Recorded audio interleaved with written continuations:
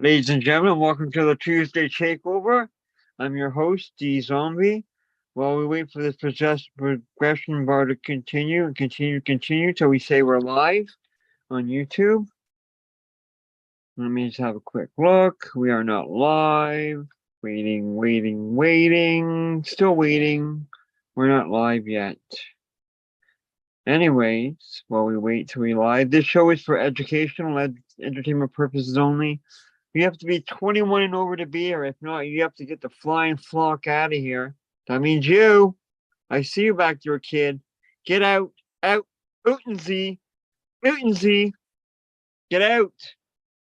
The rest of you, welcome. This is a Tuesday Takeover. Stand by while I, I'll get all the stuff out of the way here. Just bear with me 1 second.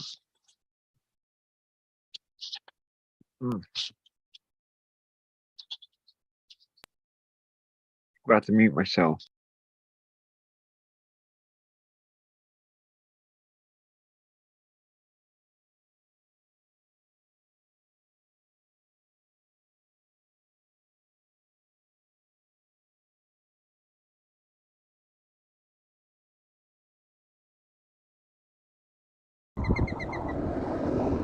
Hi there, everybody. There's a bird's nest behind me, and that bird is telling you that, first of all, before anything else on the show is for adults only, 21 and over. Wherever you are, if the rules are a little bit different, if you have to be 23 or 24 or something else, please follow your local rules. Where I am, it's 21 and over to be an adult, so please do follow those rules. The show is not for children, it is for adults only. Please also remember that the show is completely and totally drug-free. We do not actually purvey any kind of drugs of any kind. You cannot get drugs from this show of any kind. You cannot buy them, you cannot borrow them, you cannot steal them, you cannot get them bequeathed to you, you cannot get drugs from this show. So please do not bother reporting this show for purveying drugs or anything else. You cannot in any way get drugs from the show. There's no secret menu, there's no super secret menu, there's no other way to get any kind of illegal product from my show.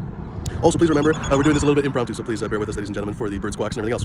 Extremely dangerous challenges are not shown on the show. Challenges that pose an imminent risk of physical injury are never shown. Dangerous or threatening pranks are also never shown on the show. Pranks that lead victims to fear imminent, serious physical danger or that create serious emotional distress in minors. Instructions to kill or harm are never shown on the show, showing viewers how to perform activities meant to kill or maim others. For example, giving instructions to build a bomb meant to injure or kill others. Hard drug use or its creation is never shown on the show. Content that depicts abuse of or giving instructions on how to create hard drugs, such as cocaine or opioids. Hard drugs are defined as drugs that can mostly lead to physical addiction. I add the proviso that sometimes you'll hear people on the show interact or tell stories about how they have interacted in one way or the other with some drugs, cocaine, opioids, other drugs in their past. Please always assume that those are negative portrayals. Those are cautionary tales, and you should never, under any circumstances, emulate those stories. It's the position of Fumidoro and Fumidoro the Flavors, everyone on Fumidoro, and all of the guests that drugs are bad, and you should not, under any circumstances, emulate those stories. And of course, my phone locked while I was talking. Instructional theft or cheating is never shown, ladies and gentlemen. Showing viewers how to steal tangible goods or promoting dishonest behavior would never be discussed on the show. Hacking is never shown. Demonstrating how to use computers or information technology with the intent to steal credentials, compromise personal data, or cause serious harm to others, such as, but not limited to, hacking into social media accounts. And finally, bypassing payment for digital content or services, showing viewers how to use apps, websites, or other information technology to gain unauthorized access to audio content, audiovisual content, full video games, software, or streaming services that normally require payment. We would never discuss any of those things. Finally, once again, ladies and gentlemen, the show is, of course, for adults only, and of course, we do not, under any circumstances, offer drugs to you. Even though other channels might have secret menus, we do not. Under no circumstances can you find anything illegal on the show. The cannabis content that we do discuss is legal under the 2018 Farm Bill, and the seeds that we purvey also are legal. All the breeders that come through the show, it's legal for us to purvey seeds because the seeds have no THC in them, so they are legal under the 2018 Farm Bill. Thanks, folks, for bearing with the introduction, the prologue here. We've recorded it maybe for the future. I don't know if it's good enough. Maybe this will be the one.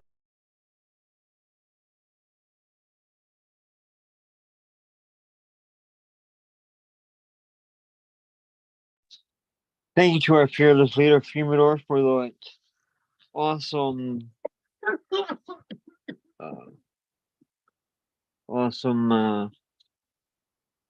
thing. Anyhow, back to this. Let's just get this out of the way. Station identification break, and then we'll get on with the show. Hello, by the way, to everybody lurking in the background, maybe smoking a joint, maybe smoking a bong in the background, working. Thanks to everybody for coming and hanging out. Whoops. We're off to a fine start tonight again. Just a typical D-Zombie start day. It doesn't work. Ladies and gentlemen, be sure to check out Fumadoro, Fumes of Gold, and all that good stuff to get yourself some awesome seeds and some awesome merch. Like this shirt right here. Look at that. There's our buddy right there, Fumador, with some awesome merchandise. It's got different shirts for all his different preservation kits. Morgana is one I like. I like Morgana. I like sour Morgana. That's fun. Sour Morgana is good. But right now, my top favorite is, let me see if I can find it right there. The Lime River Rose. I got that shirt actually. It's really comfortable. And the flower is pretty damn good too. Really good actually. So check that out. Be sure to use the coupon code BRAINZ, BRAINZ, for the seeds only. It will not work for the merchandise or Gage Green Genetics. Oops. Here I am. I will now give me 1 second and I will now post the link. It's so much easier with Fumi here, eh? And him do all this stuff. But it's all good. I don't mind. You learn. What was I doing? Oh yeah, I was gonna post the link to the show. I mean, have to go in here. And I gotta find me. There I am.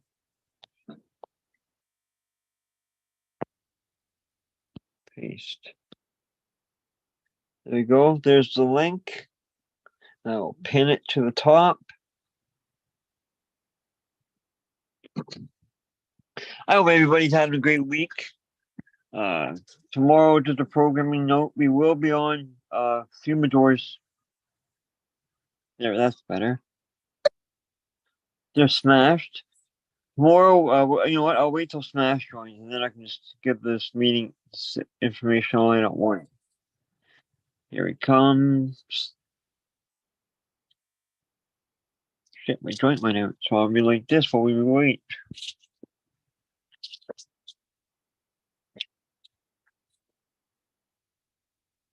There we go.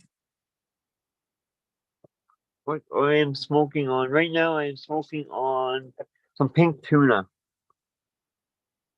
What's going on, Green Fingers? Welcome. Welcome everybody. 5 people in the chat. Don't forget to hit that like the thumbs up button, to subscribe, and the bell just to get so you get notifications of when the show goes live. Whoa, that's really weird tonight. Smash the Screen's really weird right now. He's probably doing it. Anyhow, I also got Cookies Kush and like I said, pink tuna and pink Kush for tonight. And yeah, come hop on, folks, and join me. I'm going to be here for the next couple hours, about 2 o'clock Eastern Standard Time. That's 10 o'clock Pacific, or 5 o'clock Israeli time, I believe. So I think it'd be too early for our buddy there. He'd be sweeping. Smash, you there, buddy? He might be still setting up.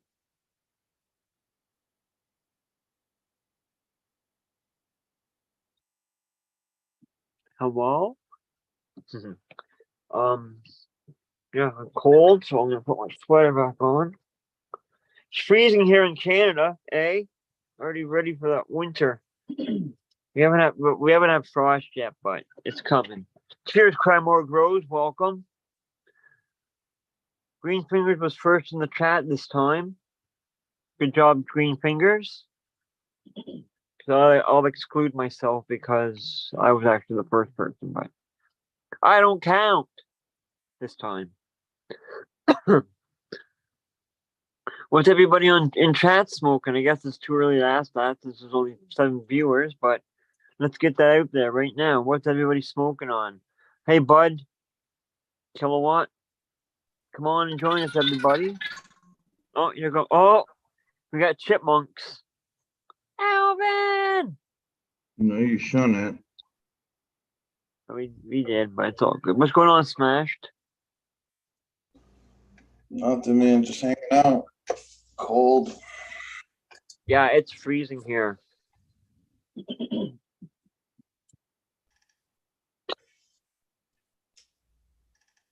Right on. So a programming note for everybody for the tomorrow's safety meeting. It will be broadcast a couple hours earlier tomorrow on Streamador's channel. Wait, you mean the regular time? No, a couple hours earlier. So what time? Probably around 1 or 2 our time. Oh,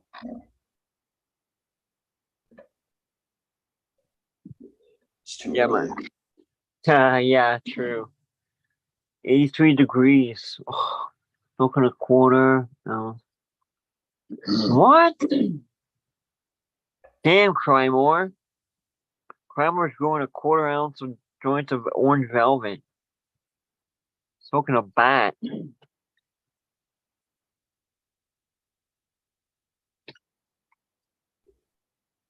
Fuck. Oh, Hey, Lugo. I should do my announcements. I'm October 23rd to the 24th, come hang out on my channel. I'll be giving 12 packs of seeds away. October 21st, I will be in Maine at the community bonfire. I'll have packs of seeds on me if you come find me. I think that's it. Come celebrate my birthday this weekend with me.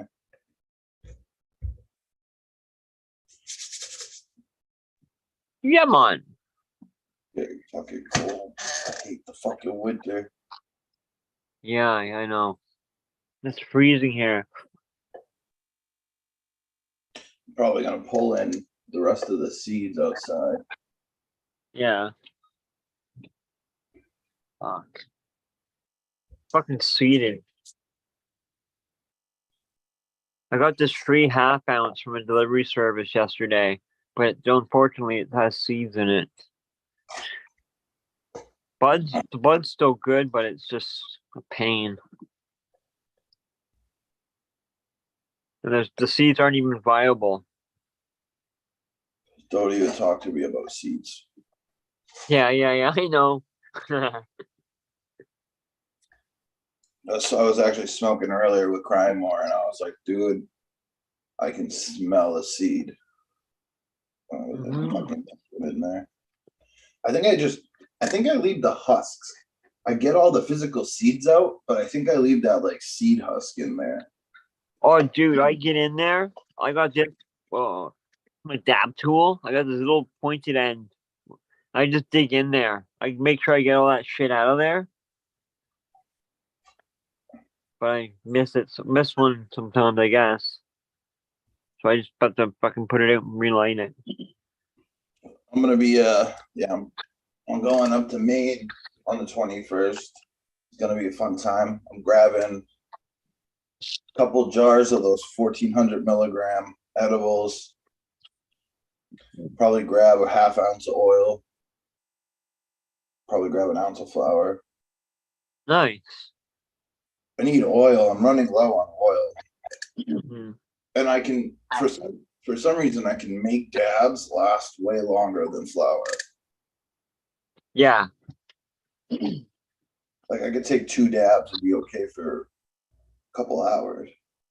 When I'm sitting here and I'm smoking joint after joint, or I want to be, a lot of the time, what's restricting me is if I have it or not. Right.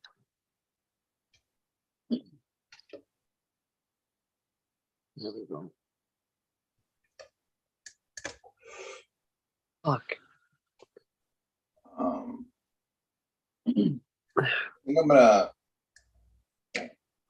I think I'm gonna do the 23rd on StreamYard.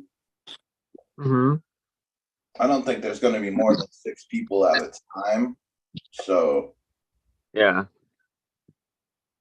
if you want to join, I'll put the link in chat for the StreamYard. Right on.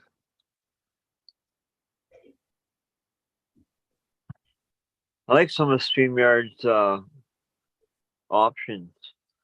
I just hate that they have a big ass logo in your video. Yeah. I like Streamlabs. Streamlabs works really well. And I was on the other day and they have a new setting for background music and shit. Yeah, right on. But Streamlabs isn't like a meeting place. Yeah. Editing software for your stream, pretty much.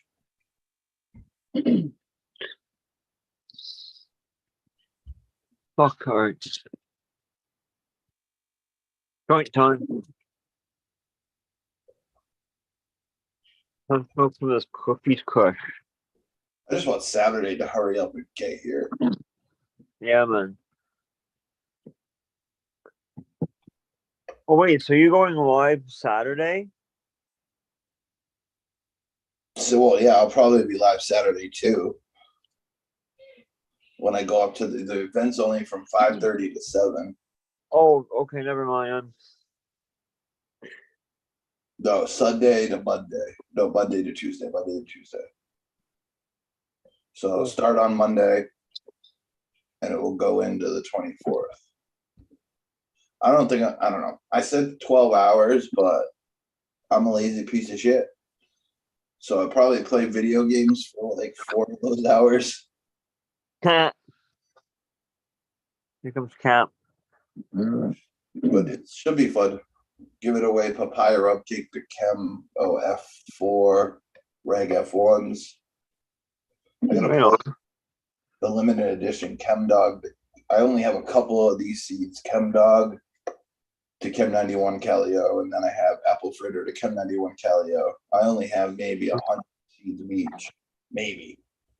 But Papaya Rum Cake I have. I don't know. I showed a picture today of what I was drying. Yeah. You see what-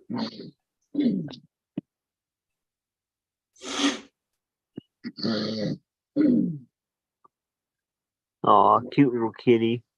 Shit,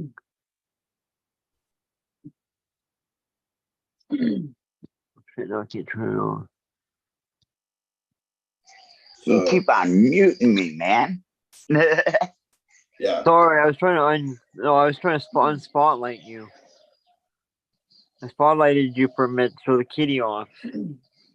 Yeah, the kitty. He Actually, brought his friend over the other day. Again? Yeah, they were both in my house. That's funny. What's going on, Cap? Just another day. Mm-hmm. Tore the stitches out of my armpit the other day. Oh, fuck. So needless to say, all the work that I had planned done for today is not being done. Oh, shit, eh? Do you have to go Yeah. get... Are you good, or do you have to go back and get the restitch? We're just kind of gonna Put some leave the fucking super glue bandage in it, on it yeah. and let it heal. I'm just messing with you. That's the old school trick. If I used to get cut on a job site and we had super glue, I just super glue the bitch. Yeah. Sailor, one of the sailor's best friends. Super glue. Yeah. Oh, there's even one little seed. That's cute. Dude, yeah, I got on Zoom and all my backgrounds were gone. Yeah, I know. I'm pissed off at that. I had that perfect Fumador Seedco background that's gone. I have to find Fumi's business card again now and take a picture of it. Well, no, it should be on your computer now. On my phone somewhere, yeah, but this is like I'd have to go back. I tried to go back, and I got so much photos on my phone. It's crazy. Yeah. So I'm easier just to take a picture. I'm gonna make a new business card anyway, so I'm probably gonna bang out a new logo. Right on. Oh yeah, we just had the charity event for Pennants and Pink for breast cancer. Yo, those were pretty. That was pretty sweet. Some of the Hold on. pennants. I'll see if I can actually show some. Yeah. They're A lot little, but there's still a good amount left.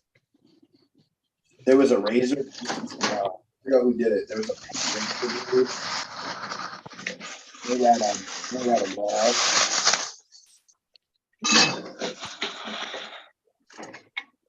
Dude, this thing was so seated.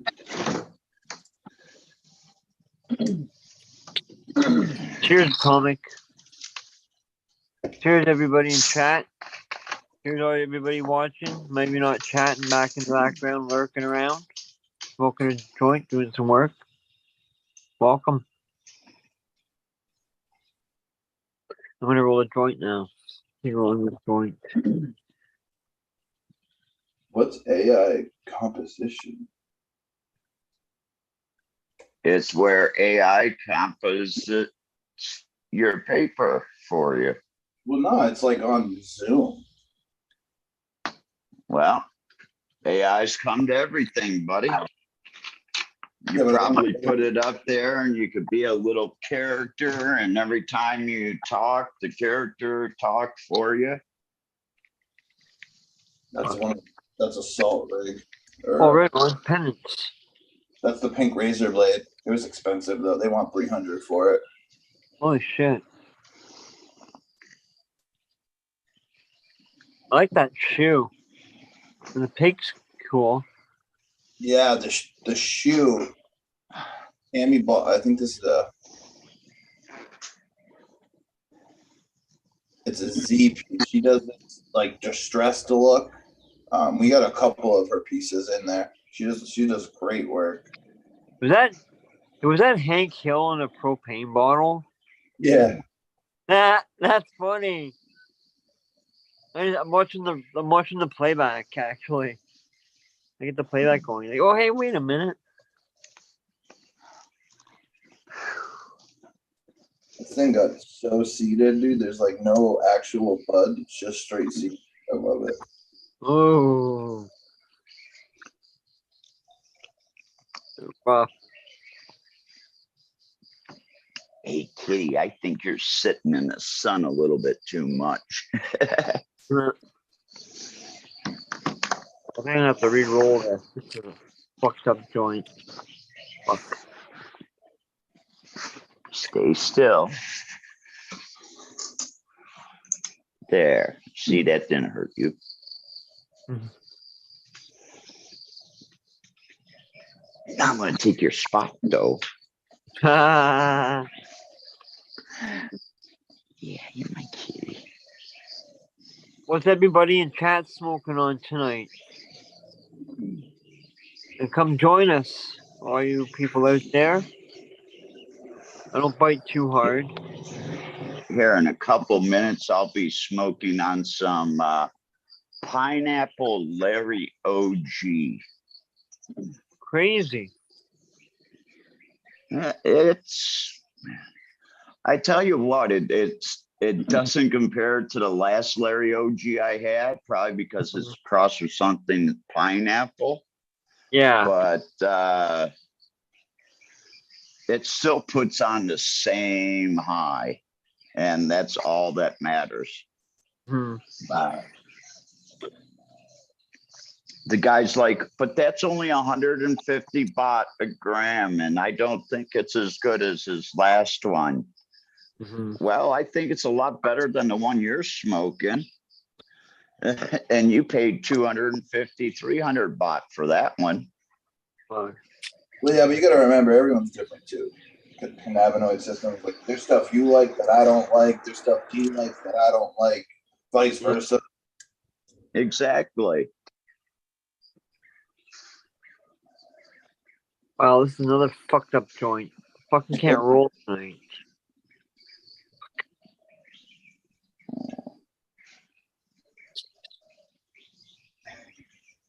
And there's a lot of fucking seeds in here. Right on Primal Grows. He's smoking the thing for a while. Well, I guess I'll have to re-roll this fucking joint again for a third time. No, it doesn't. Mrs. D, it's not gonna work. Believe me. Let's see. Yeah, it fucking does. But what can you do, right? Just re-roll it again. Get a roller. I should hire a professional roller like Snoop. Yeah. Feel I mean, you're hosting the show now. Come on, there's got to be money in the kitty for that one. me, buddy. And then professional roller. Banana Daddy. I want to try that. Now is that flour, Bud? Yeah. Okay. I want to try some. Oh, it's Go from ahead. Ethos. Yeah, if you eat those soon. Right on. I had that friggin' cartridge Banana Daddy, and it wasn't that good. I also had the banana hammock. Mhm. That was here when I first came back to Thailand. Actually, that was at like the first little pop-up truck along the side of the road. They had apple fritters, banana hammock, and like 3 other ones from back in Cali. Yeah. Fuck, where's my scissors? Cough it up more. I know you're going to leave my black shirt all covered in fur, aren't you?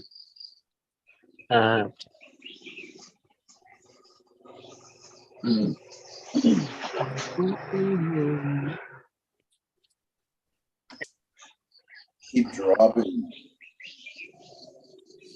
Okay, let's try this again. Third time's the charm. And I still gotta roll a joint for myself. And it's a waste of papers. Oh yeah, what kind of papers you get again? I forgot.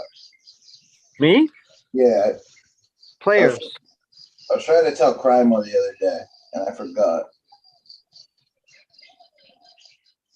See, I knew it was just a regular, like, plain pack.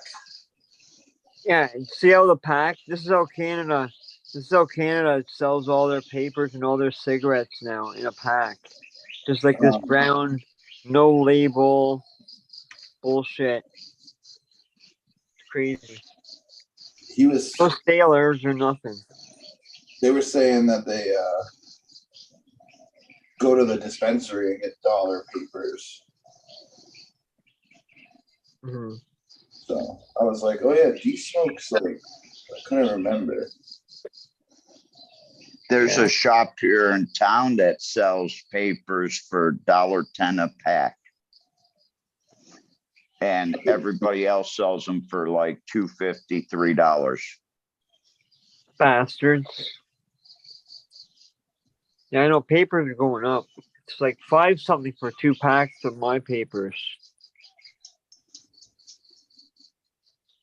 And don't forget, there's only 100 in a pack, so 200 papers go pretty quick here.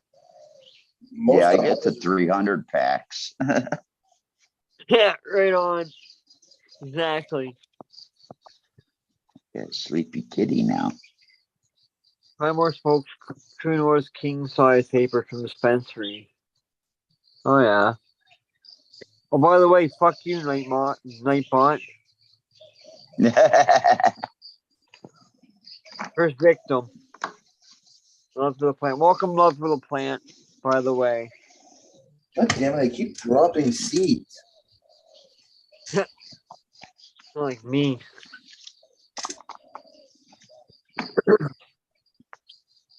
Yeah, so Crymore. Sorry, Cap. That's all right. Go ahead. So Crymore, I just smoked regular players' papers. Cool.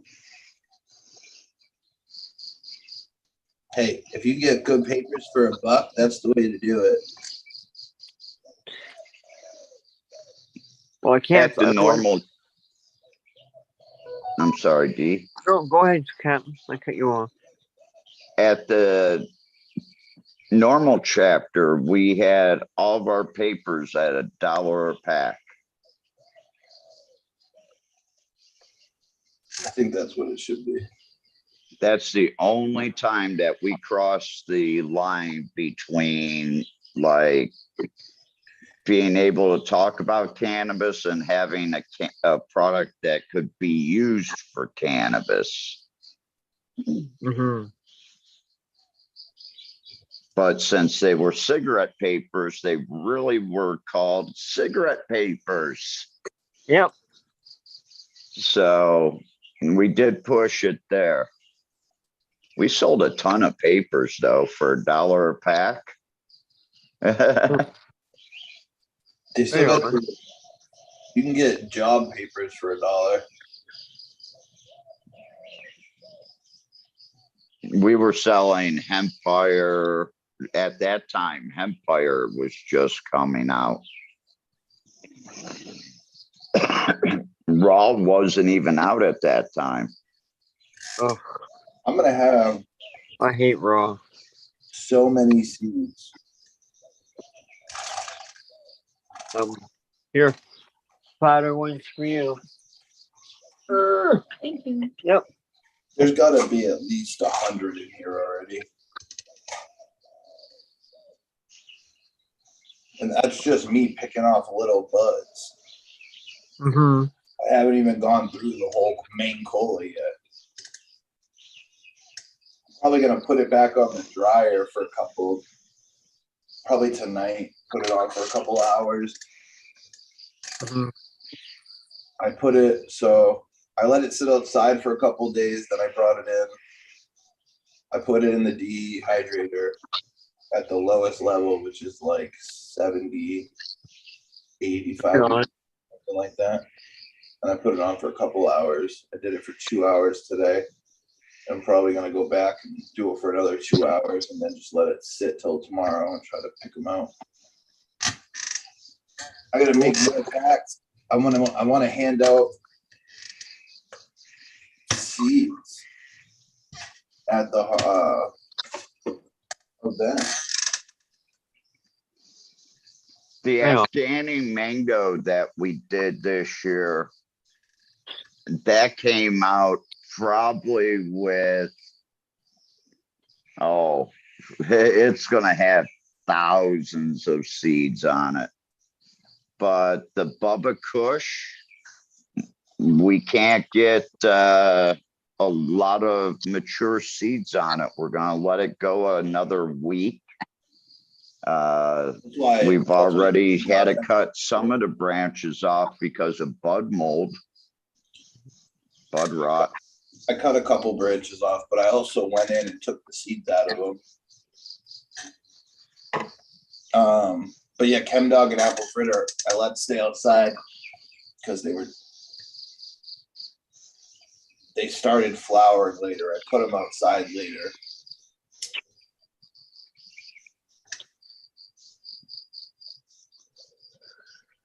But that's gonna be a real.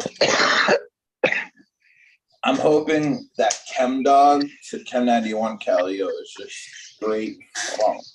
Like I just want like that skunk smell, that fucking poop, like funky.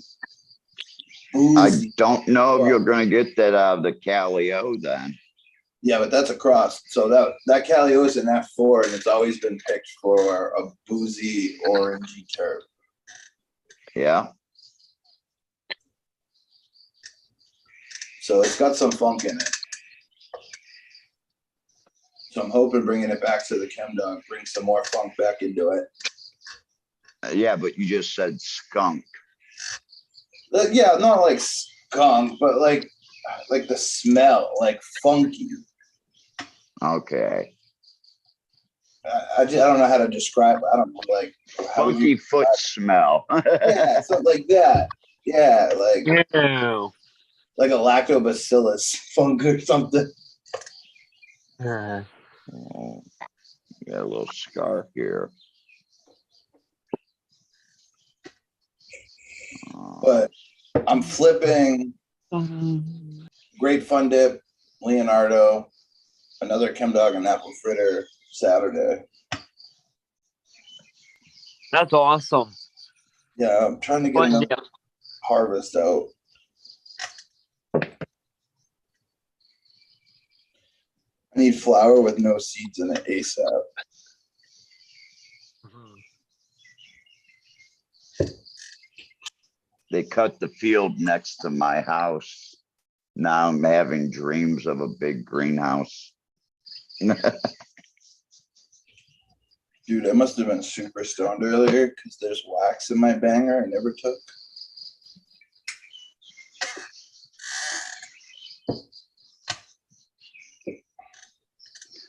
Well, why don't you sit on my whole lap and then you won't be falling out of the chair?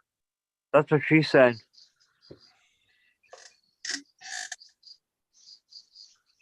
No, that's what I was telling her. Uh,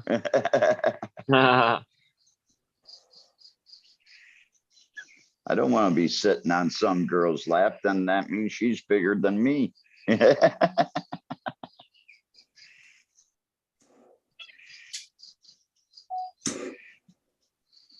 I've decided though, when the next litter of cats comes around, I'm gonna get myself a cat. right on. That's awesome. Cats are awesome. They're all right. I've had I some. just want someone that's not gonna screw me over. Hi, Dead Fish fan. Yeah, this is the first time. This is the first time. Well, second time now. We've got cats. We have an older cat, and I've never had cats when I was a kid. But we had a dog finally when I was older. But yeah, cats are awesome, especially our new cat Moo. He's I got the a best. question. What was your first pet? I mean, growing up, my dad had fish, but my first pet I picked was a bird. I've had birds. Mine was So hamster. D, you named your cat Moo? Yeah. M-O-O? Yep. I'll show you. The Hold on, Ties would ask you why you call your cat Pig. Let's see. Because Moo and Tie is actually, it means pig.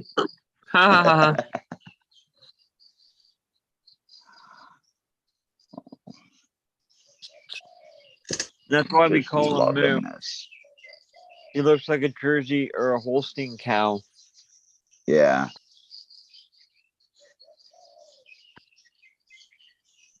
Hey, Green Fingers, what's going on, buddy?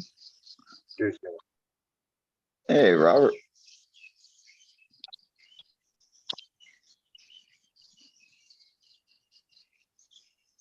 What are you guys up to? I'm just trying to Smoking. get my fucking pictures back. Yeah. Fucking Zoom.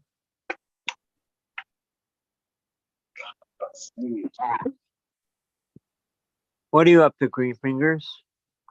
Trying not to sneeze. I put too much spices in the chicken and it's in the oven and like the temperatures reach that point where now the whole house is spicy.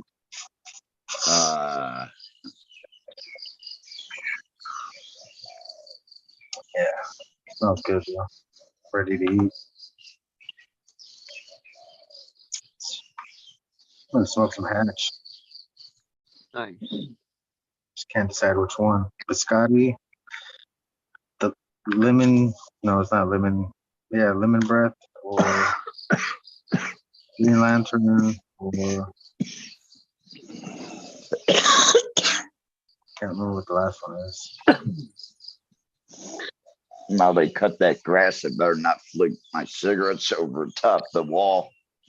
Don't Yeah. want to catch the field on fire. Pineapple Jack. I That's just the one I'm gonna smoke. pineapple chunk diamonds and sauce. That was pretty good. Nice. I can't resist it.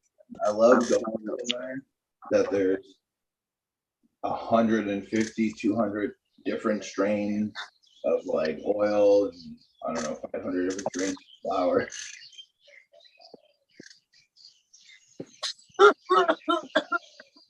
gonna be a lot of light depth stuff out there for sure, because everything's coming down.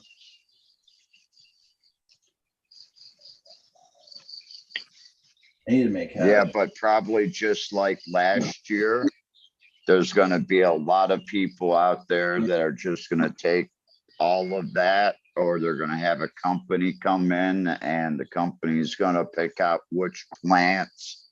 And it's all gonna go to like fresh frozen.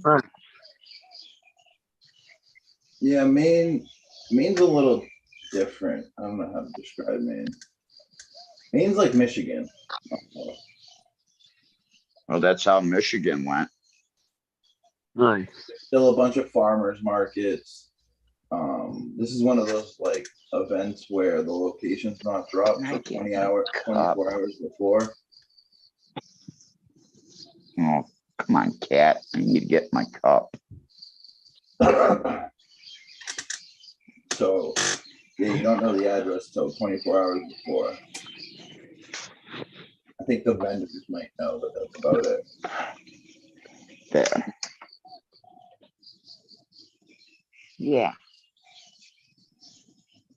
But yeah, they try to do this like overnight camping thing too, and I'm like, I don't know. I don't think they open the farmers market from 5:30 to 7, then they have like overnight tickets. I'm like, why wouldn't you stop at 7 then? I'm so confused. Does it just become a party or what?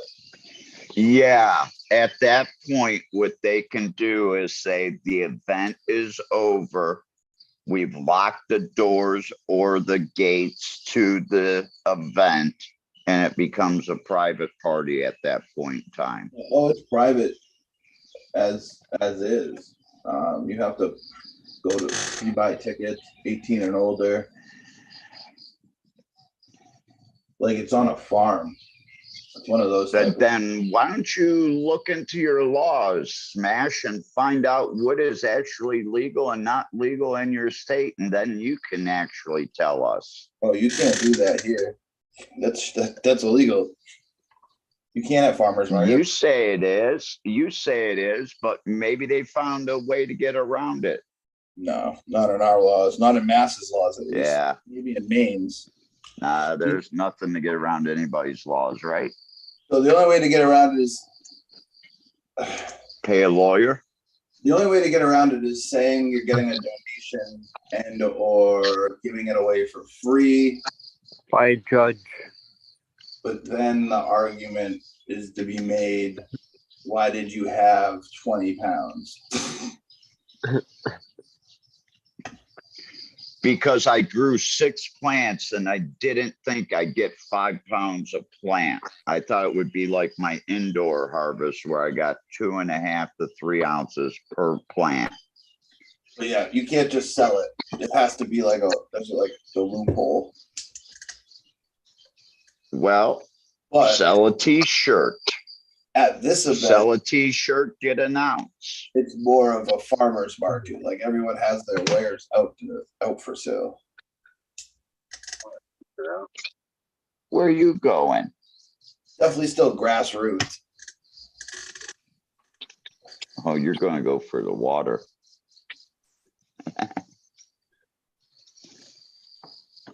So now that the sun has died down a little bit, there's my field now. Oh, My wow. pineapple field. It's all cleared out. Almost 1 acre. I figured the greenhouse would go perfect on this side. And then the other side will have a big open area with a big shade cloth over it. And put up some bamboo to have like little hoop houses and run them that way. That way we can cover them at night, and at 6 a.m. I can be out there uncovering them. Uh-huh. Right And on. 7 o'clock out there with the big leaf blower, drying those fuckers off.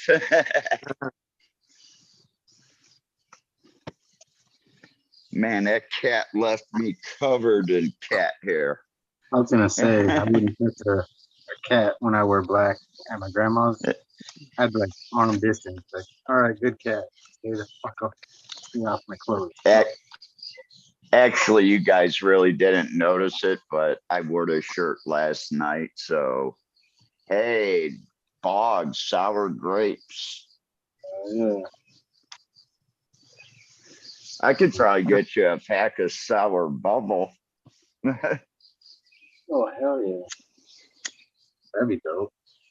Yeah, I'm trying to get the sour lifesaver. Well, the whole sour line he has left. It's only one all I could find. Everything else is sold out. I have somebody that's going to be doing some of the work with the sours that he did. Yeah. Once those are done, I'll hook you guys up. Yeah, I'm gonna get a couple of packs of the sour lifesavers, I think, and sour and the boggle gum, or I'm not sure which one was available, but whatever ones were there, I'll get one of each. Boggleberry. I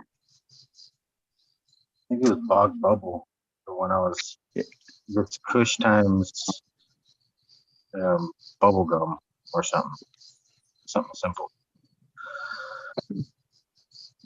I like those old simple crosses, man. Like, Yeah.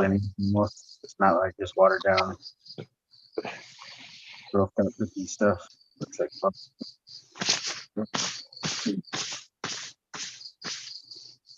I had someone complain the other day about, oh, well, you didn't test these seeds. No, I don't have to test the seeds. I've been growing that one for 15 years and I've been growing that one for 18. What the hell do I need to test it for? Yeah.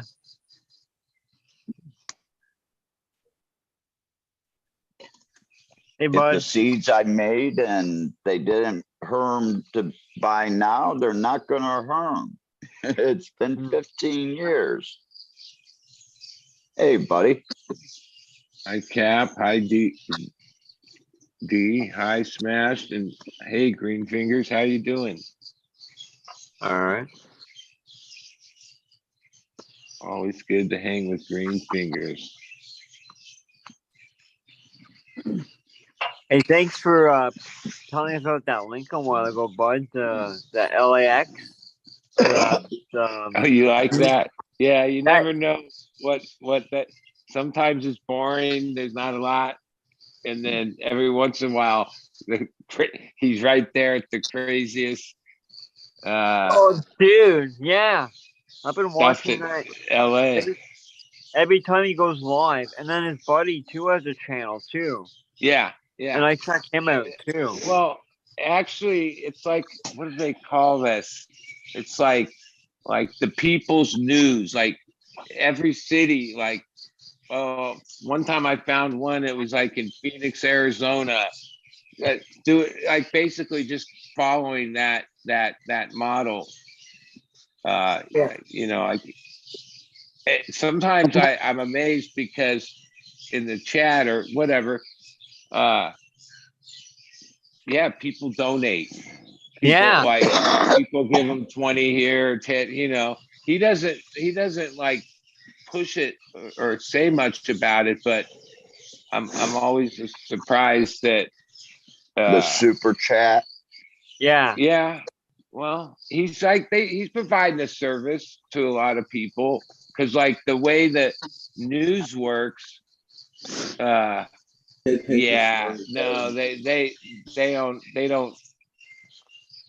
don't always cover all the weird things that happen.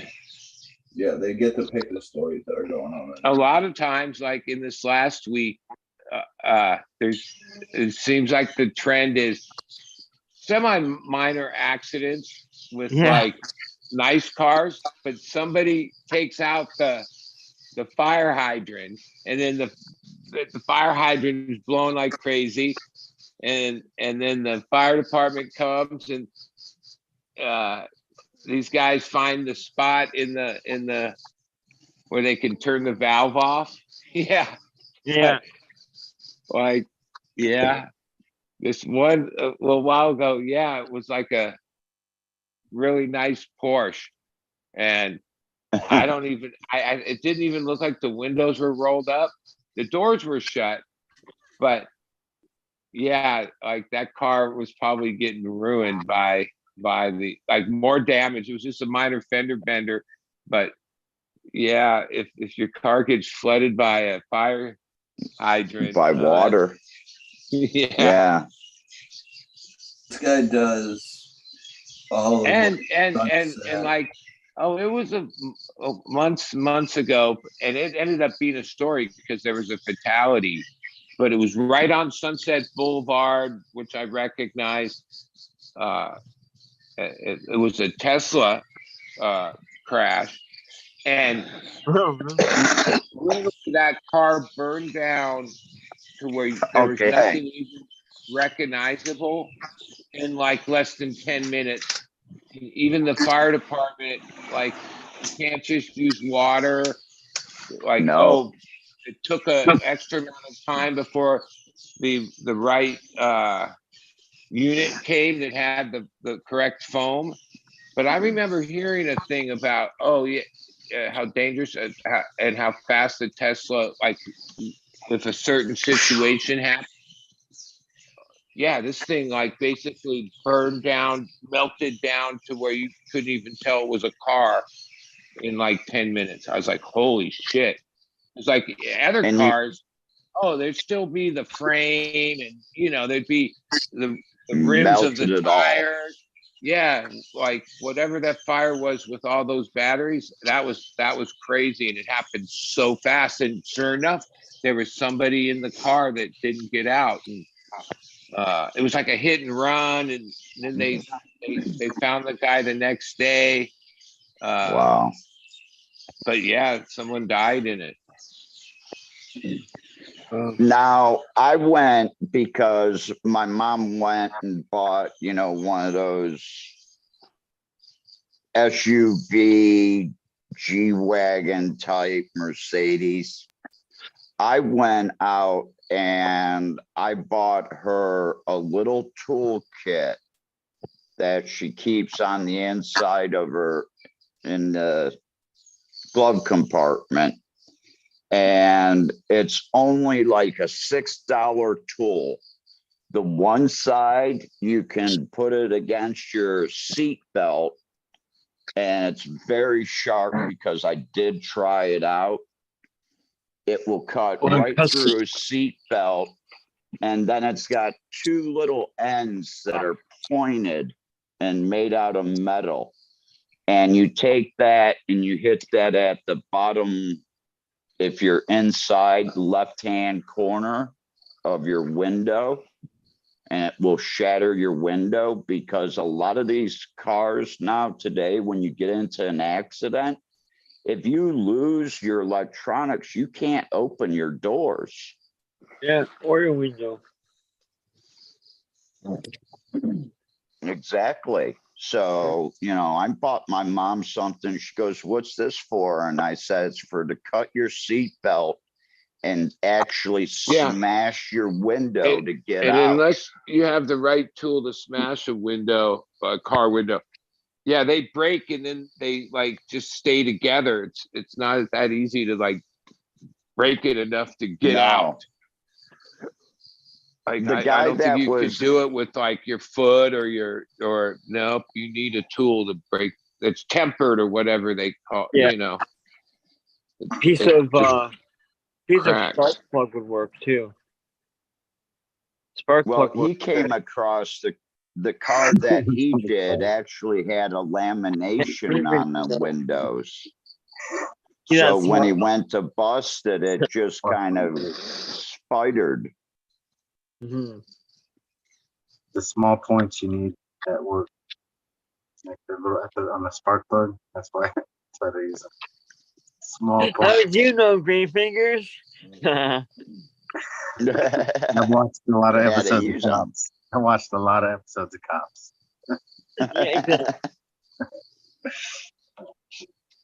Why are you all sweaty? I was watching Cops. Hey, man. What was the one a few years ago that was like Cops? Live PD. Like what was that one? Live Yeah. PD. Yeah, and then Oh, like yeah. that show was really popular and doing good, but then a couple incidents happened where Caught the cops Yeah. fucking up. yeah, basically, and then that they basically took that show off the air. But that one was pretty good because it was Yeah. live, where Live. Cops was all taped, and you never knew what you were gonna get. Like some nights, not a lot would happen. Oh, and there would be different cities too, and each city had its own vibe, and I remember that. I Was liked any that of your show, and then cities- they took it off the air. Was It was any of on your for like a cities couple ever on hours. Cops? Like my city Huh? was on Cops. Palm Springs was on Cops before. Was any of your guys' cities on Cops? No. Yeah, That was Cleveland. Cleveland. Oh yeah. Yep, East Cleveland. Palm Springs on there. I was like, I know that road. I was like, I'm in that city right now. I was like, holy shit. I Oh, actually like- watched this guy in Cleveland. He goes around and he repros cars. And I'm noticing the neighborhoods that he's driving in, and the one neighborhood he made a comment. I said, no, actually, I'm surprised you weren't shot at more. Yeah, Reaper Man had it tough. They're taking somebody's stuff. They're taking your stuff. Yeah. That's in their And car. he's in the ghetto of Cleveland. Let me tell you guys, he's in the ghetto. They shoot Oh, at yeah. people. You know, I Capped. I saw today I guess it's similar to governor. He had a different title for Ohio, but like he says that if the voters pass the cannabis in November, he's vetoing it. I was like, what the fuck? Like, wait, like you're openly saying that you're just gonna go against the will of the voters? Like, fuck that shit. Wow. Like, but I guess Well, the the guy voters that went holds against one of the bills to begin with. yeah, well, The state of Ohio even- could have had e- medical and everything like 3 years before, but the voters decided that it wasn't right like because even it in the was going last to give all the control to just a few people, and that was it. month, California, our fucked up governor, which, at first glance years ago, I sort of thought, oh, this guy's all right. He seemed like, Newsom, right?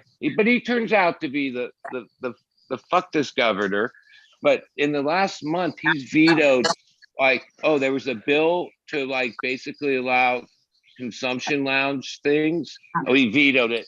There was like 3 or 4 like cannabis type bills, and he vetoed them all. Which for him to have to veto it, that meant that the legislation or whatever passed it or vote.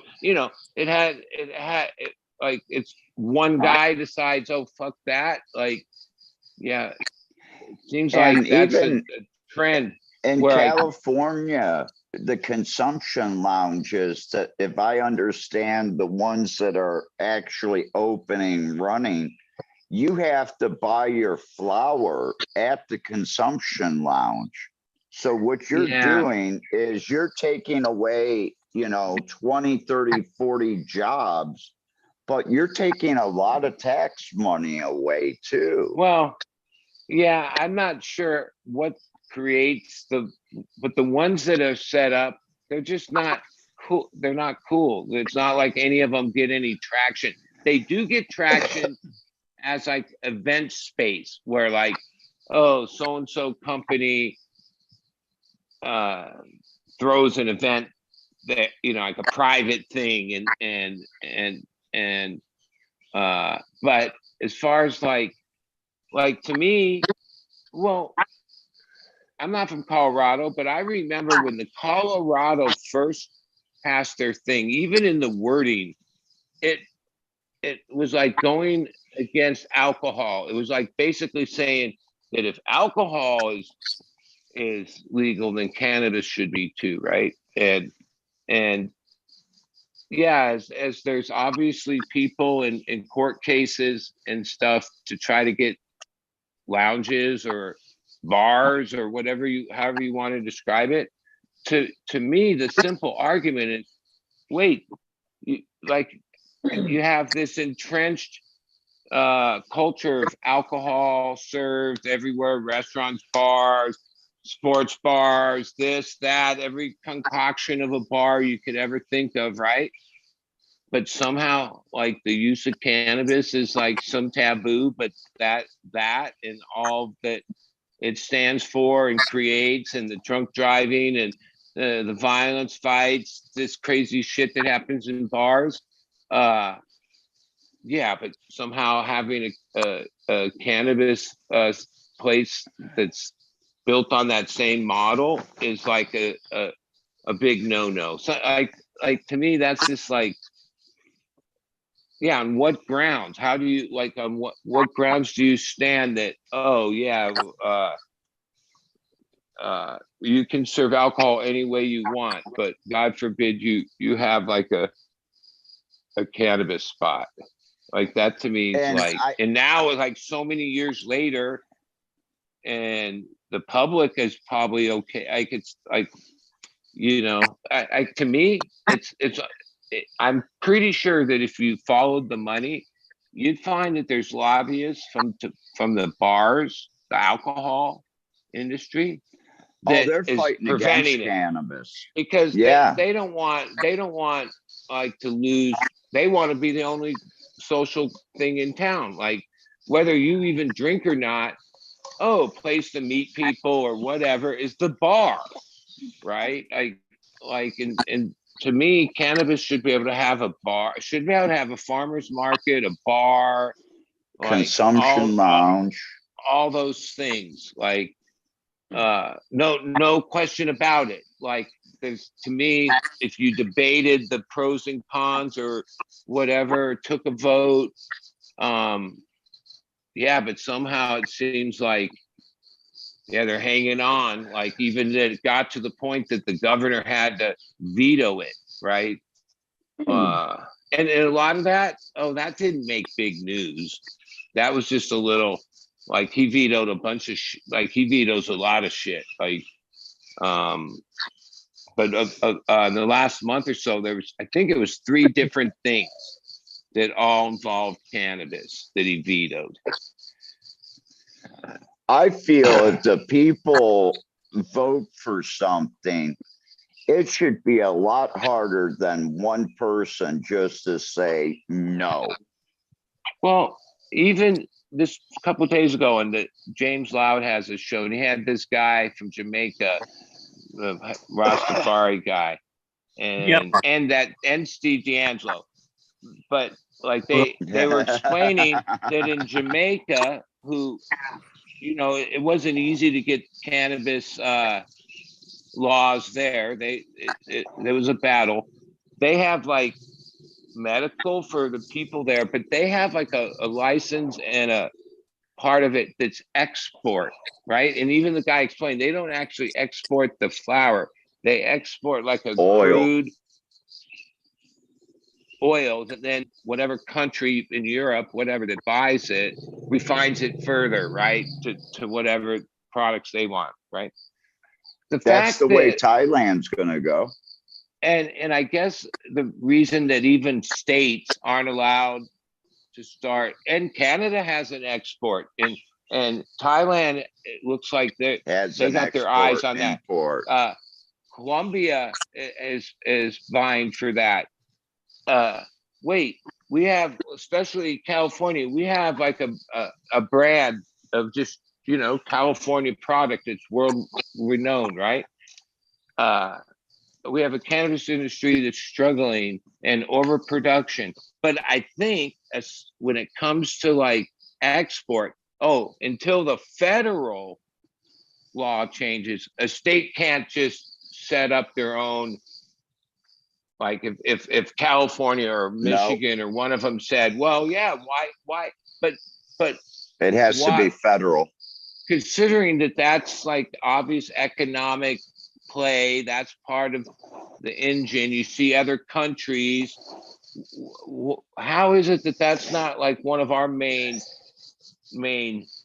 goals? Like that would make the industry more viable, more, especially it would give these gigantic grows that are producing so much beyond the market an outlet for like, and yeah, It's it's a just shame. like It's here, like bud. as being an It's just like American, here. it's like There's it's no like that's like place to process the hemp.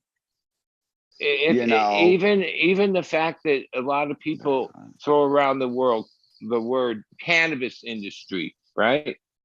Well, unless you had export and like international whatever, it's not an industry.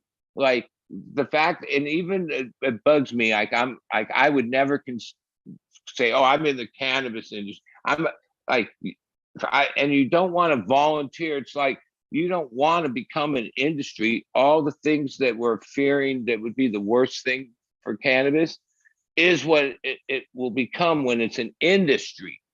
But you have a lot of people that work in the legal sector, like, and when you hear them talk and stuff, it's like, yeah, the cannabis industry, well, first off, if you pull up the dictionary and look at the word industry, right, it has a meaning. I'm not sure. Cannabis is definitely a business, but like, I'm not sure it has possibilities become an industry, right? But like, I don't even know if it qualifies as an industry yet, right? So the last thing you'd want to do is start calling it an industry before it even is one, because yeah, I don't think like people that are really for the plant, the last thing you want to see is whatever is a cannabis industry. That involves like all the big corporations, all this type of type of thing. That's when it's an industry, right? But yeah, that's one of my pet peeves, because so many people throw around that word, like the cannabis industry. It's like, yeah, no, I mean, I've made my living off cannabis for 34 years, 40 some years really, but growing it for 30 some years. The last thing I'd ever think of is, yeah, I'm in the cannabis industry. That's like that. No, that's not part of my, no, I'm against that idea. Some days or some weeks, all the legal stuff and the yappering from people from that side, like, bugs me. Like I never try to be like a troll or say things I think sometimes when I'm watching that content, because, well, I don't want to be that guy. But inside, oh, but like, yeah, like the latest news out of the legal cannabis world, there has never been anything in a long time where I'm like, oh, that's good. That's good. Nope, it's bad. And like, even today, there's a bunch of people on a show talking about the testing, and that testing is inflated and testing is this and that, they're writing white papers, and these are all these PhD types, and they're so disconnected from like cannabis, right? Like, first off, in the traditional market, no one gives a shit. That's not part of it at all, right? Because the people, even at whatever scale, that they know, like, that's the skill, is to be able to look at it and know whether it's like worth it. It's that, you know what I mean? And when any product is on the side, on the A side of the scale, right? B plus to A plus, like, yeah, that's like, that's all that matters. A lab test on that wouldn't mean anything, right? Like, that's not part of the transaction. That's not even, and then to hear, and there's always these conversations about, like, they've even got it down to where you're supposed to, whatever a lab test is, you're supposed to divide it by 0.07 or 0.7. Like, basically, they've already done enough of these independent checks that they've come up with the percentage amount that it's inflated, right? So they basically, oh, if it says it's 31%, then you would go 0.0 whatever time, and then it's, oh, that makes it only 20 some percent. That's what you would, because a lot of this is trying to help people who make their own tinctures and edibles and trying to control dosing. Those things, like, matter, right? But if they're not actually valid at all, like, it's like a kind of like a known thing at this point that testing is inaccurate and inflated and corrupt, like, all that. But the whole legal market is based on that, right? And it's not like we see any solution to fix it. It's just like the way it is. Fucking muted. Which I think is, like, yeah, I guess hypocritical. I don't know. There's some things where, especially when you realize that X amount, like I remember seeing a pie,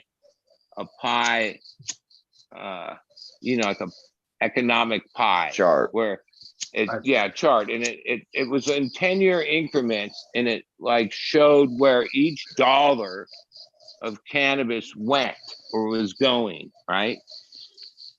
And yeah, from like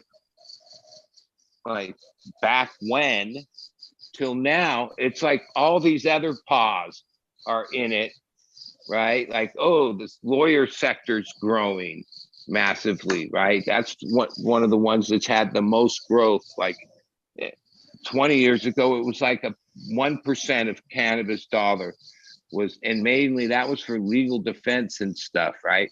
Now it's like 14% and growing, right? Exponentially, because even when you talk about these labs and all that, and there's, what do you call these people? Product something lawyers. There's a whole class of lawyers that are sitting there, like, ready to sue whatever company over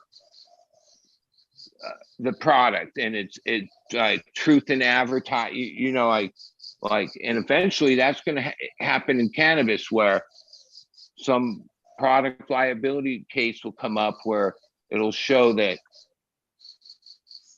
oh, you state that your stuff has whatever percent, except that it doesn't, right?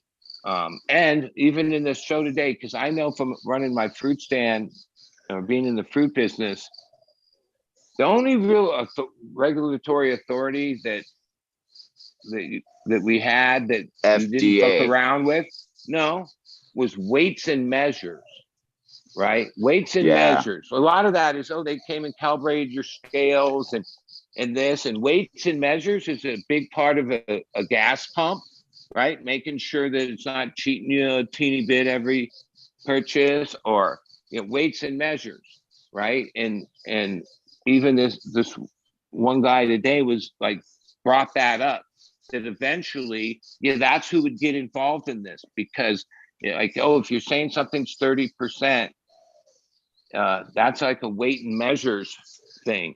And if it isn't, that's a big thing, right?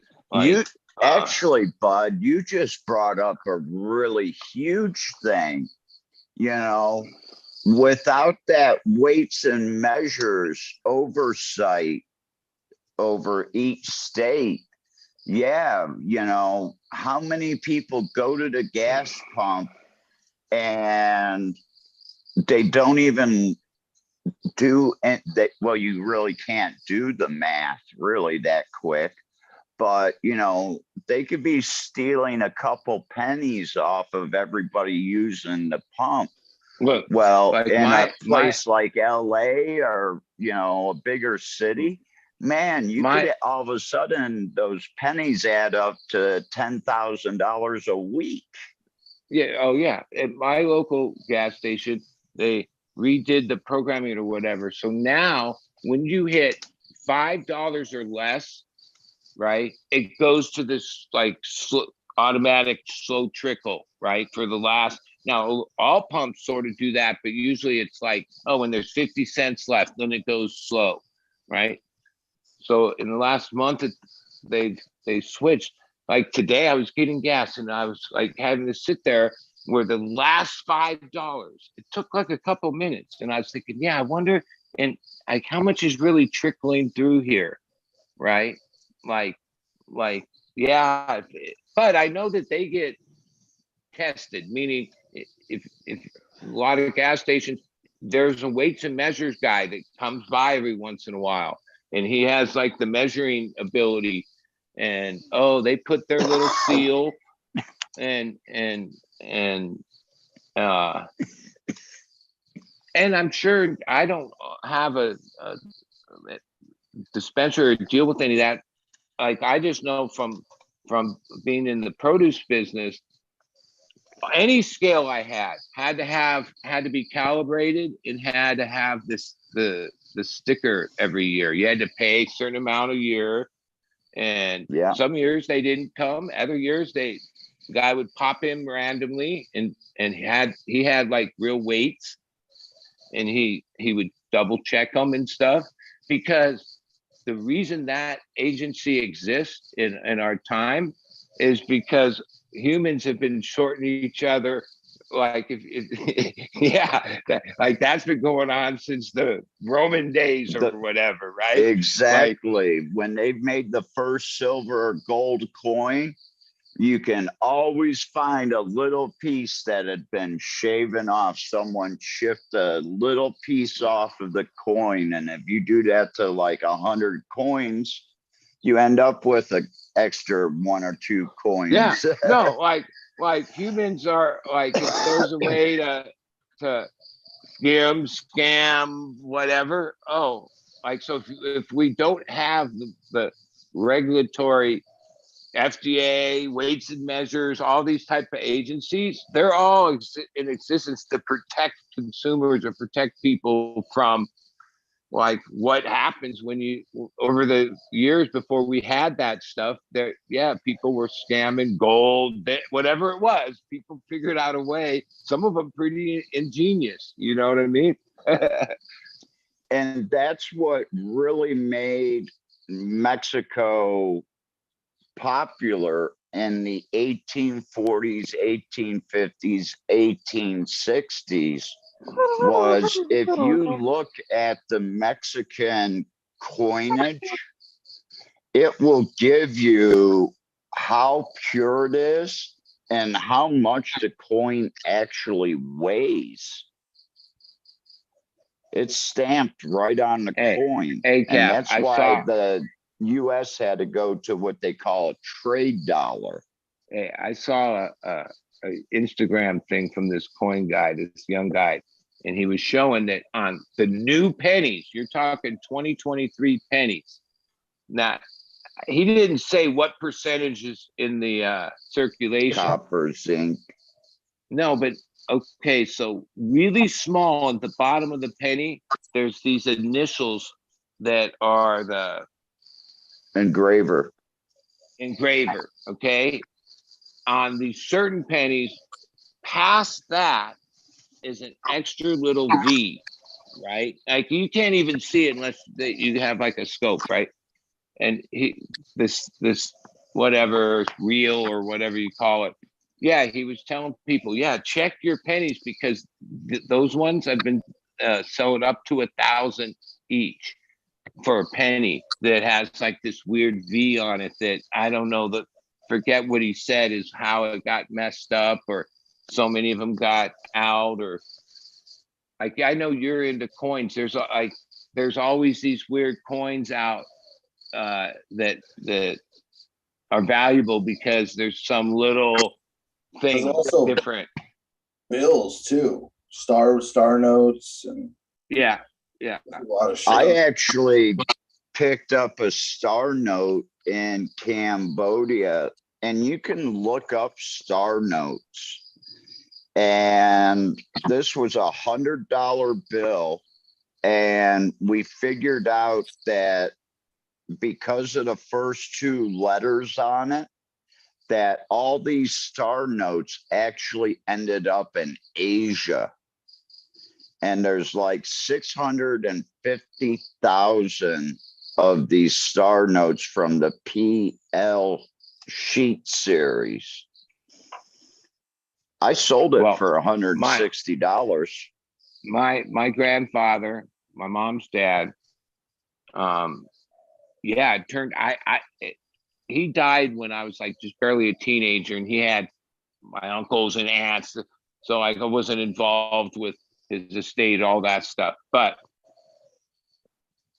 since I was a kid, every time gifts from them would be these books and all these coins. Like he turned out he was like in magazines, and it was like undisclosed. Like one article about it was that his collection was undisclosed, but he was like considered to be like someone that had one of the top coin collections at the time, right?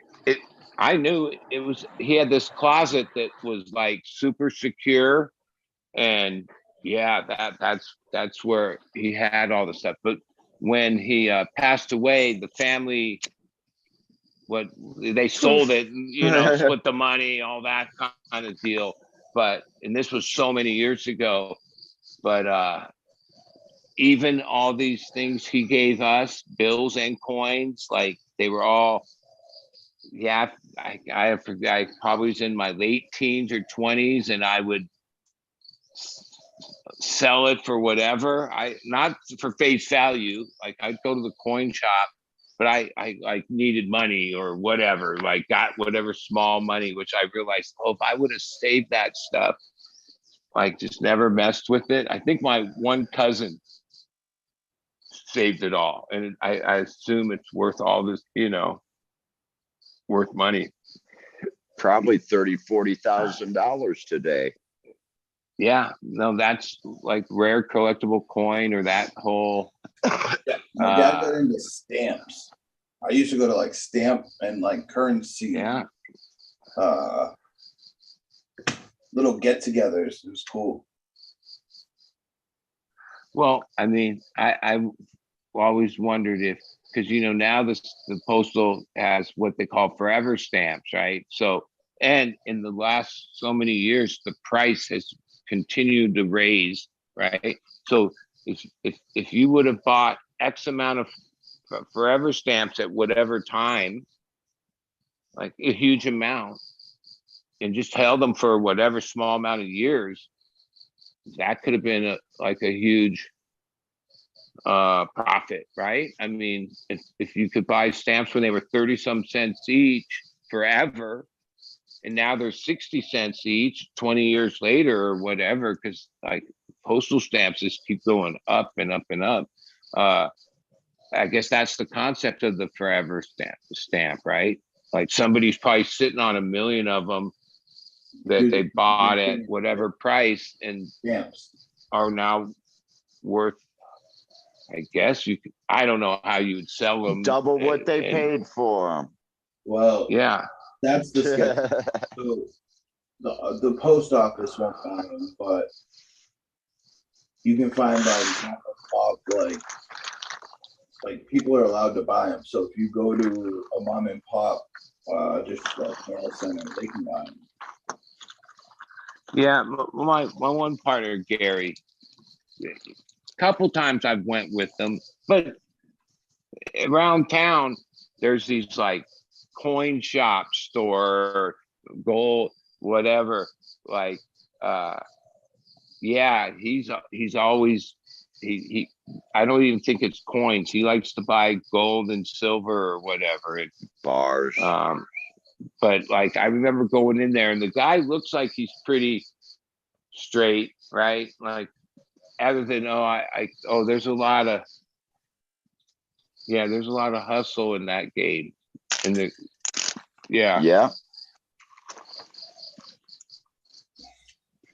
Gold, selling gold, you don't make a huge profit on unless you're moving tons. I'm good. Well, They- that's in this current modern world, but there was a time when Oh yeah, people It like were able to fluctuated buy at $90 gold. the other day. I can remember when we used to sell weed You for just need a 400 lot an of money. ounce, like in the 80s, right? And 90s. you used to be able to say, yeah, like an ounce of weed is worth like an ounce of gold, because at that time gold was like 400 an ounce and stuff around there. Right now, what's it at? Over 2,000 an ounce, right? I haven't checked. In the late 90s, it was $250 an ounce for gold.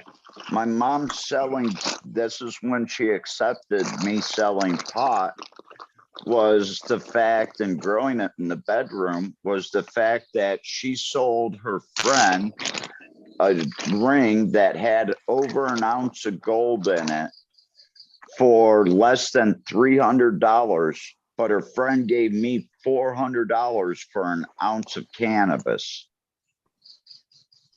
And she said, you're getting more than an ounce for an ounce of cannabis grown in your bedroom than I can for an ounce of gold.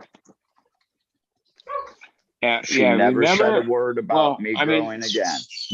there's still, I guess they still have the show, but years ago when the Gold Rush TV shows were super popular, and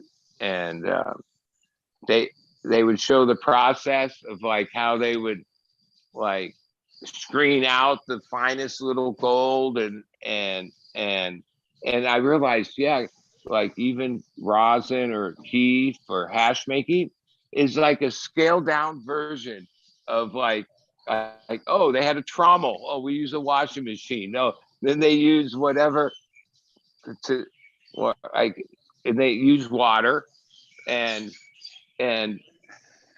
we grow something that's renewable. You could grow every 2-3 months, right? And use X amount of resources to get, when you see like a scaled up gold thing, and then they talk about, yeah, we spend like 40,000 a day on diesel and X amount on labor and this huge expense, and all they're getting is this like little pile, right? Like it, like where cannabis, you can just keep regrowing cannabis gold, man. Like once you mine it out, that's it. That land's done. And they go through huge acres and dig up all the shit and funnel it out to get that little bit of gold out of there. And I used to think, it made me realize, yeah, what we're doing in cannabis isn't much different. Like we're mining the trichromes, they're mining gold dust.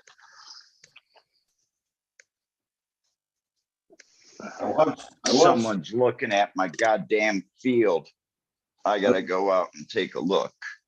I watched the process. There's only a couple places on Earth still allowed to do mercury extraction of gold. Yeah, there's this guy that bought this like old gold mine that has this like channel that he's living there and building back up. But he showed the old mine, way they did it, and they used to use these chemicals and stuff, and the runoff of where that water went, and the people that ran those machines had like really short Sorry, Cap. lifespans. I think greenhouse would go good right here. The problem with the pineapple is no one watered it. But if I had the property, I'd put a greenhouse on this side. He's talking. Maybe lady will let me rent the property. You want to build house? Yeah. No. I camp. I build camp. I'm the contractor of the Chiang Rai Hospital. Hospital. Okay. Yeah. This is a camp for my staff. A camp for your staff. Yes. Okay. Well, I've lived here for 6 years, almost 7 years now. Okay. And I pay people to keep this clean because the people back here in the camps back here just throw their trash everywhere. Are you going to build housing for them? No. Just tents? Not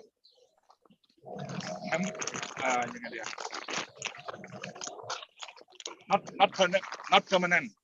Not permanent. So residential. So I'll have to lock my gates all the time. Yeah, no, not okay. I've been in communities like that before, where when you bring in migrant workers, everything goes around them to shit. Because when they don't have, they take from other people.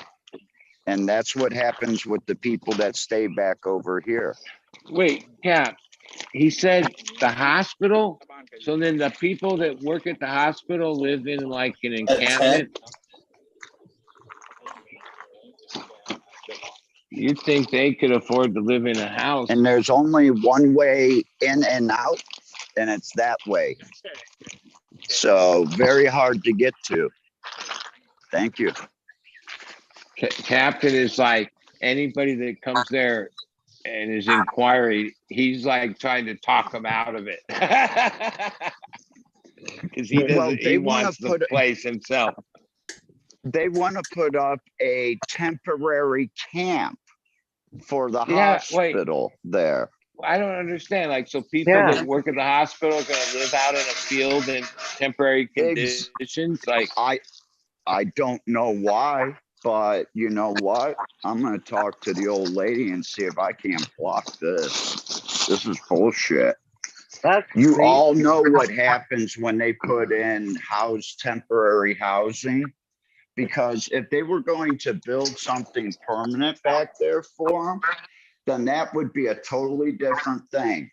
But they want to put up permanent or temporary housing for hospital employees. that seems sketchy. That's why I told them, I said, I'm going to have to lock my gate. And I've seen this happen before in the United States. They're just going to start stealing from everybody around here. Well, wait. I mean, even the lowest job at the hospital should be like a skilled work. I mean, like they don't pay people good enough at the hospital. No. There's a lot of people that work at the hospital that work for $10 a day. And you'd think Let's put it this sanitation way. is like crucial for every single person in the hospital, right? So then if they living in what a about temporary sanitation here? Yeah, that's what I mean. In a temporary type place, like, yeah, they have real shower, water, come to work clean, or you know what I mean? Shower at work. Well, I'll definitely be moving from here if that pops up. I'll break my lease with my landlord and I'll use that as a reason. Well, you put a fucking refugee camp up next to my house. I seen your neighborhood. Somehow I don't think there'd be backlash. Like some of those houses are, and people that live in that area you've shown. You're not the only one that's going to be like against them having encampment, Yeah, temporary encampment, and what that entails. well, every time if I put something outside my house and I leave it outside, even under my carport in front of my car, it will still disappear within a month. So And I Steven have a is locked a gate. thing there. Yeah, thievery is a really big thing. If they know they can get away with it, oh, they'll steal everything you have. Well, you know, in San Francisco, it's like so bad. You park, they just basically break the windows and take everything. Even the rent-a-car places at the airport like warn you that all this, right? But it's so I saw this video. So for the first time in whatever years, the SFPD put out a bait car, right? Nice. And started making arrests. But literally, as fast as they could arrest the people, reset the thing, and boom, it was just like, yeah, it just kept like one after another, getting themselves with this one car. Where, yeah. And speaking of, that's another good show. That was another good show. Fate car or whatever it was. Just These shows- traffic. I will block this. Well, I don't. Somehow, I think that guy is just looking, but I don't know your land, the person that owns that land, but I don't think you'd have to be pretty desperate landowner to let that happen on your property. Like, wait, what about all the waste? And what are they gonna have porta potties? And That's one of the things that I would bring up is how you going, it has electric and it does have water to the property. It just Well- needs to be hooked up again. is that a common But- thing? Like you see in around the city that No, there's no, temporary No. encampments for people that work at the hospitals or have real jobs? no. And the temporary things that the government puts up are like little portable, like a shipping container that's been remodeled with a bathroom in it and a sink and all that. Yeah. Mobile home. So I'm gonna Well, go now- and lock this now, field up in the next day or Is two. your house on a septic, or do they have a Yeah, a sewer I plumbing have system? septic. Septic. Septic. So does that property even have that, a septic? It has Like- one. Oh. It has one septic system that would not be able to hold all the Well- people they well- want to put there. I mean, Cause they want to How put much- people in how- fucking tents.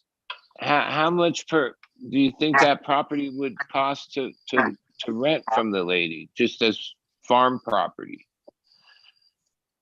I Not that can much, probably right? rent, I can probably rent that whole field out if I was doing farming on it, which means she doesn't have to pay property tax if you do agricultural on your property. But there's So nothing she that wouldn't have prevents to you. pay taxes on it. It'd probably Would- cost me less than $1,000 for a year to rent that But whole like thing. with the current cannabis laws and all that, if you were to rent that property, put up X amount of greenhouse space and start growing cannabis exclusively, why, that's legal, right? There's no, you're not, Yeah, didn't have to- but the thing is with this new government, they're talking about taking away the Taking away. recreational cannabis and going back to just medical, which is fine for me because I'll be medical anyways.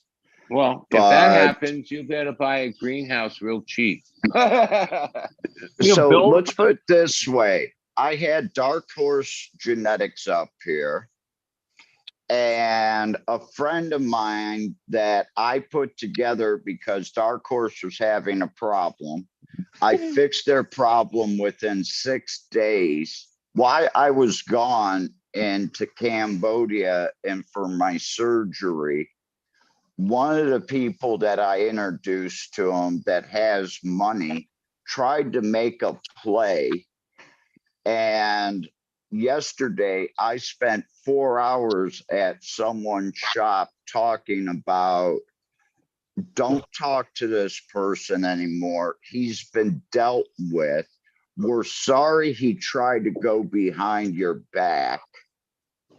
And we want first refusal on all your flower that you produce.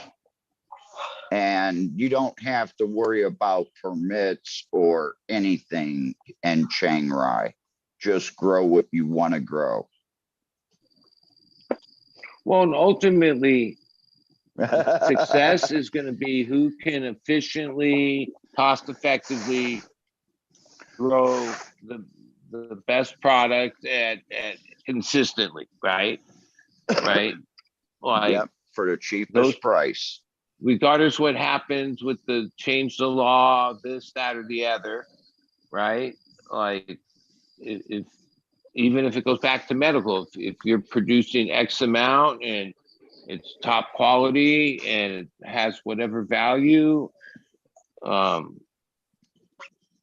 it will make it. A lot of people, just like And- here, and I the see big it facilities making that sense. failed were places that like hired out all the it was all looked good on paper, but when it got down to the mechanics of it, Didn't work. they didn't work. But they might have had one thing in it, and one thing is bringing in a good crop.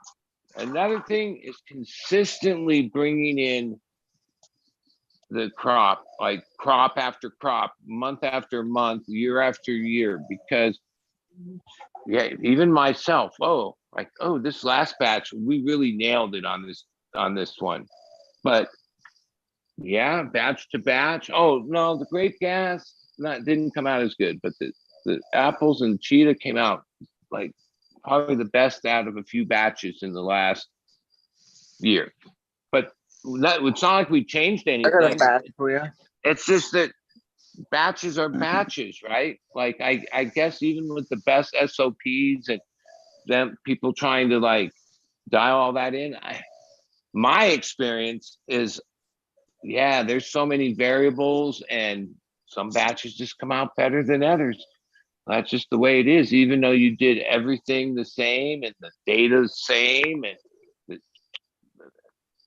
some batches are better than others. And I think at scale, that's a bad batch. Oh, that's how you go under.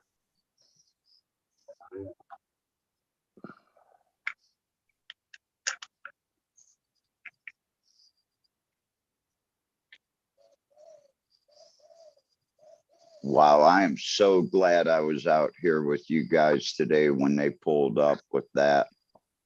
Yeah, man. Well, there's lightning. Hi, lightning. If they can't find the septic system over there, then Oh. yeah, they definitely can't put anything temporary. Well, like, isn't there like permits where you can only do certain things? Like that seems like, or maybe like Not there here they in don't have that Thailand. kind.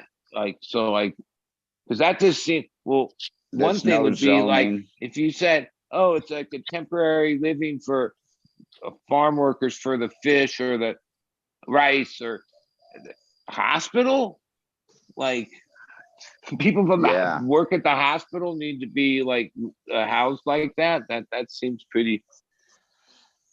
Now, is it that, or are they preparing for another wave of sick people and they want to put all the sick people here next to us?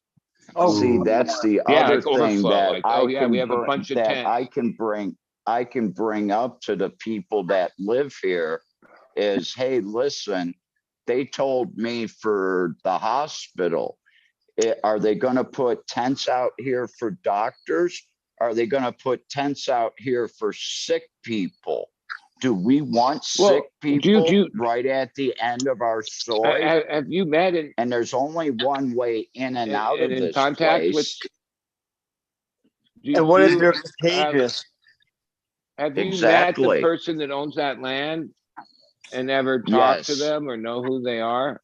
No, I know who it is. It's an older lady. And I know the person that is her caregiver for her properties too. So when I see him drive by, I'm probably gonna stop him and have a talk with him about locking it down. We're crazy. Because I was Well- gonna put up a greenhouse for 3-4 years here and then just leave 150,000, 200,000 baht greenhouse to the property owner. But even like, okay, whoever tried pineapples, you say they didn't water it, right? Yeah, Right. But if they watered it, wouldn't it have been like a viable thing? Like, oh, their rent yeah, they would have was been, this much, their but profits was this much. the thing is they had a shooting tournament down here with all the big high ups from the government and they needed a parking lot. So they bulldozed the first year that it gave fruit and they said, well, it gave small fruit. Well, first of all, you planted the small pineapple. Second of all, in 3 years, you never watered the field once outside of it raining. So when it's producing fruit, it's not getting any water. So of course the fruit's not going to be big, just like Well, our yeah. flowers of our cannabis plant. Fruits and vegetables are like each one of different, but like mostly water, right? Like a watermelon is like 90% water, right? If you fucking don't water watermelon, then you're not gonna have watermelon or any fruit, right? Pineapple's all water too, right? A majority of it is. How do you grow anything without water or watering it? Yeah, but now I can stop him and let him know what's going on and let him know that, hey, listen, I'll go to everybody on the street here and we'll get something and we'll have the Tambon out here and we'll have a meeting about this. You know, like it's popular here in some places where you make these community gardens. Maybe the whole community would say, oh yeah, if we all pay 100 and then we each have our little plots. Bullshit. Let me have this left-hand side and I'll rent the whole field and the rest of the village can use all the other half of it to grow whatever they want. I'll let them do it for free. Well, I mean, you could have like a greenhouse on the one side and then make a soil business or like so many different, right? You could probably raise chickens and anything you wanted, right? Yeah, I could do chickens over there if I wanted, or geese like down the street, or ducks. Yeah. Well, you know the values. How much do the price that lady wants? Is it like reasonable, or is she trying to get some top dollar for it? Less than my house a year, so less than $100 a month to rent that property. How many acre? It's 3/4 of a rise, so that's like just under a half acre. Oh, okay. Well, that's But manageable. I mean, I could put a 100-meter long by 30-meter, 40-meter wide greenhouse on just the left-hand side of it and not use all of the property. Now you'd have to like either get a couple workers or you'd have to work your ass off. Well, no, I'd hire people that are back in the woods over here to begin with. And what I was thinking about doing, a friend of mine showed me these buildings that on the second floor could be like a house. And you could use the first floor as like a storage area. So why not have a couple workers live on your property, one in the back corner and one in the front corner up here? They live on the second floor, so they're looking over the whole property all the time from their front deck that I built them. Well, So if yeah, I you was were thinking able to- about having to a get couple people live on the property actually for and if you security were to reasons. I'm use all available. your experience and technique and had 100 feet of good greenhouse space, well, then you'd be in the game, Yep, right? Because a lot 'Cause of I these can- people I can are gonna veg take- them here and like put them my right out experience, there. I've helped a lot of new guys over the years, and I don't know how to explain it. They would have like this first crop would be like this epic thing, magically the like first crop, right? Everything then- turns out. Over the next couple years, they would have to learn like all the things that happen, and then right, like there's no way to. Those are just like I would think it, especially if Thai people that are just getting into it. I wouldn't expect any of them to really get good at it for like 5 years.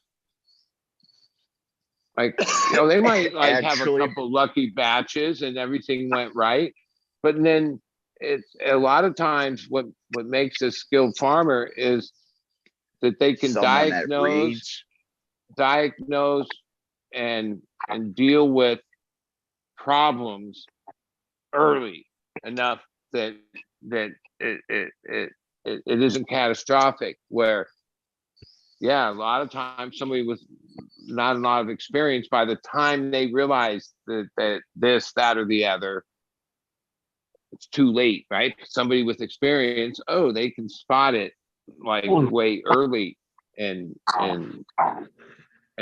Here, that's here what in experience Thailand, is, right? they don't think powder mildew or spider mites are a problem. And they're like, why are you always so like amped up about us getting rid of the powder mildew Well, and the okay, but spider mites? Here's the thing, both those things, even if you cut them out or trimmed them around it, a crop with those will have less yield, percentage less yield, right? Less Those things quality.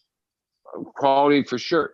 So like if somebody had years of experience, they would come to the conclusion that the opposite of what you're saying, because yeah, those things are costing you 25% of your capability or more. So yeah, like, especially, well, spider mites in the level, as you say, it's a whole other level of mites over Yeah. there. But powdery mildew, oh yeah, you can't grow with that. That's No, no. They need to learn how but to. they think it's fine. They're gonna have Even to- I'm sure that whatever, I can't never pronounce it right, but bud rot or whatever the regular term is. The You know, burchitis. Botrytis, there's like, because Matthew Gates even was on talking about it. There's like 1,000 different botrytis fungi, right? Like whatever botrytis might be in Michigan, oh, California, we have like a different species or a different genome of it, right? It's just part of life. It's floating around everywhere. Yeah, even we call it powdery mildew, but there's like a Latin term for it. And if you go down that rabbit hole and search like the potato famine or different phantoms, or that's when there wasn't enough food and people died, are attributed to like what we call powdery mildew, but that's just like a US slang term that developed how many years ago, because the actual, I think it's Latin word or terminology for the species and all that. Yeah, that's been around for thousands of years, and even before they knew what it was, like had wiped out crops and created starvation, massive. Like a lot of people died from powdery mildew. Yeah. Not consuming it, the damage it did to society at certain times before they even knew what the fuck it really was. Well, they knew. Like I say, there's this Latin word for it. I forget. I remember going down that rabbit hole and learning everything I could about powdery mildew. And actually, what's the guy that does? He doesn't do video. It's just an audio. I think his name is Sango Lowe's, or wait, Lowe's Shango Lowe's. Yeah. Shango Lowe's. What's the name of his Shaping podcast? Fire. Shaping. Shaping Fire. He has one where it's like a lady, I think somewhere in the South. She's like a PhD, and like her main study, her main thing is powdery mildew. Not necessarily, well, she's involved with hemp and cannabis, but like her PhD in her Tomatoes. life's work was with crops in general and that. And it's like an hour listen. And yeah, I listened to it about a year ago. And yeah, that gave me like realistically a lot of the bro science, a lot of the products, a lot of how we even try to deal with it. She breaks it down like really like the part that I listened to and thought was, because I know this from fucking with keeping your rooms clean, it isn't necessarily the plant, it's what level of cleaning you need to do between the next run to eradicate it, right? And that's where she went into and like said, yeah, even if you wipe every counter and you do this and you use all this, right? And she explained it's actually a little teeny, you're gonna need a microscope or something to see it, a black dot that actually comes out of the white fuzzy shit, right? That's its like seed that, oh, if one of those floats over here and lands and lays dormant, and even if it's been treated with things, if the right conditions, a year, 5 years later, it will bloom out and then start, right? And like she didn't sugarcoat, like the hardest part is like if a space or a greenhouse got it, what level of cleaning that it would take to get it out. And no, and she said other things about it. Like she basically said a lot of the products that they did like real science trials with different products, and some of them didn't have the effect on powdery mildew that Labs is the only thing. Labs is the only thing that I know that I've used that actually works with powder mildew. There used to be a product out there, but they took it off the market. Well, it was made for fruit trees, but it used to stop powder mildew in in its tracks. There's this one company that makes biological IPM stuff. They only have like 3 or 4 products. Because in these trials, she like actually gave, and she wasn't the type that was promoting any company. She was a scientist, PhD, but her students did like a trial where they treated it with sulfur, with this product, that product, this product. I forget the name of this, the one thing. It's like a systemic thing. You actually water it in. Yeah, she actually said that their thing showed that had the best results. It's expensive. Maybe it'll come to me in a few minutes. It comes in a green jug or bigger jug. Not the And it's regalia. like regalia. Yeah, that's it. Okay. Right. And yeah, it's expensive, especially to use it at scale. But according to her, which when you listen to her talk, you were like, oh, here's a person that spent 25 years of her life in the lab with powdery mildew. Like that's her jam. And yeah, it was maybe a year and a half ago I listened to that, and I was like, because there's a lot of people talk about it and say what they do about it, but this lady was like a PhD, so. Heck yeah. And wasn't like she had an agenda. She was just telling you what all the years of this, the studies or the trials and the things they did.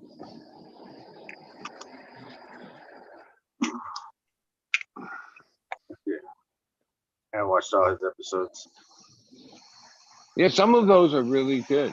Like the way I look at it, I watch all kinds of the content. Some of it's just more entertainment, goofy. But in the last so many years, Yeah. I guess it doesn't take a PhD, but a lot of the people that I feel like, holy shit, that I'm listening to them for an hour and a half or longer, shorter sometimes, and for free on YouTube, right? Because I only went to school the 9th grade, so, but I mean, it's not like I'm a dummy, but during all my life, I realized it's not a regret, but education's important, right? And especially if you're even halfway smart, education is even more important. Yeah, some of these people that are on YouTube shows and whatnot that are PhDs, yeah, that's like the fact, because most people have to pay to go to college to listen to get a PhD to give an hour talk, right? That's usually college classes that you pay a lot of money to go to. So like I always feel like I'm getting. You can audit them, and you can go to a lot of these classes when they bring in speakers. Like now Robert couple, Faust goes to Southern Ohio to the university there. But in he's Athens. an example. Like he's PhD guy all the way, but he's also a guy that's 100% a stoner, right? Right.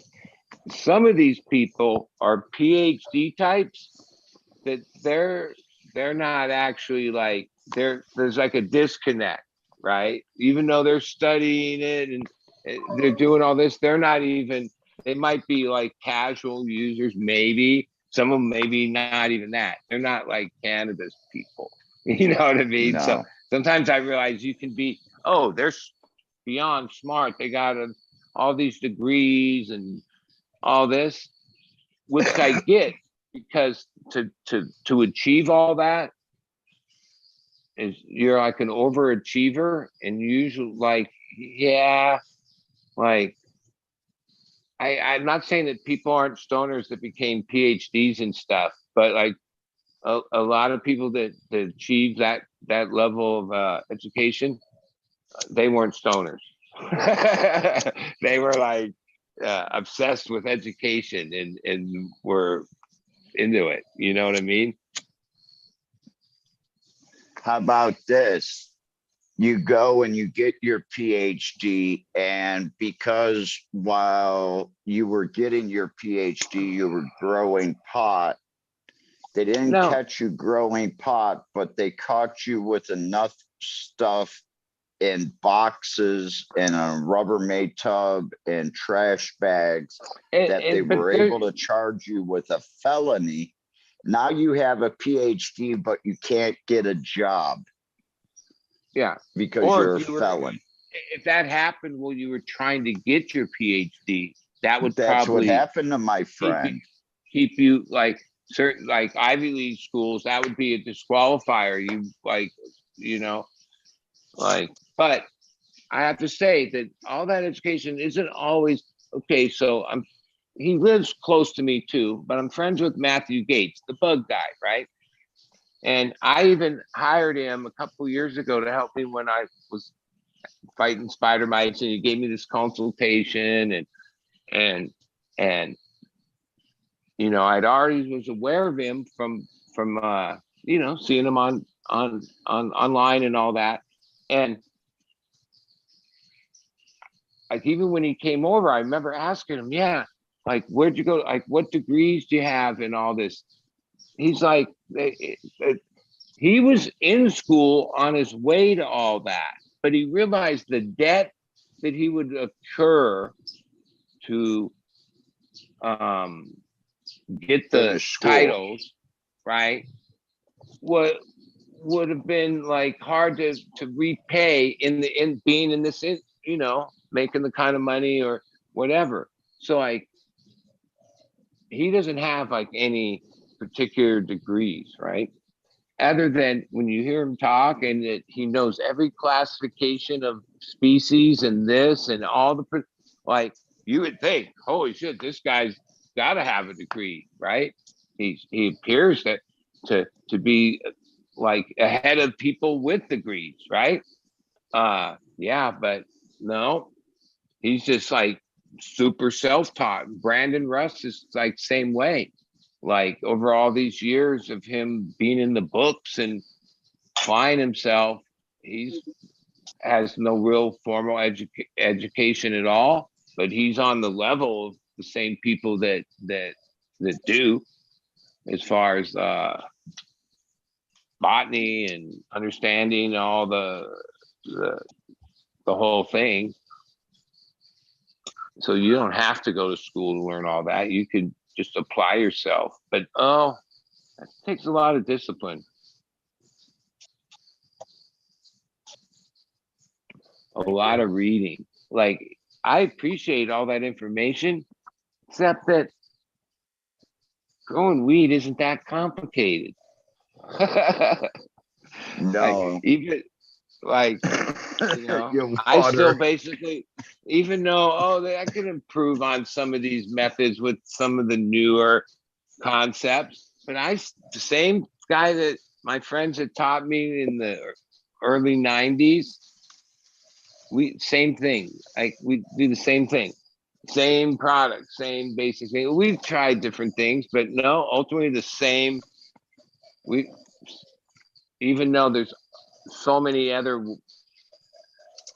things that have come and gone. That's the other thing. A lot of things have come and gone.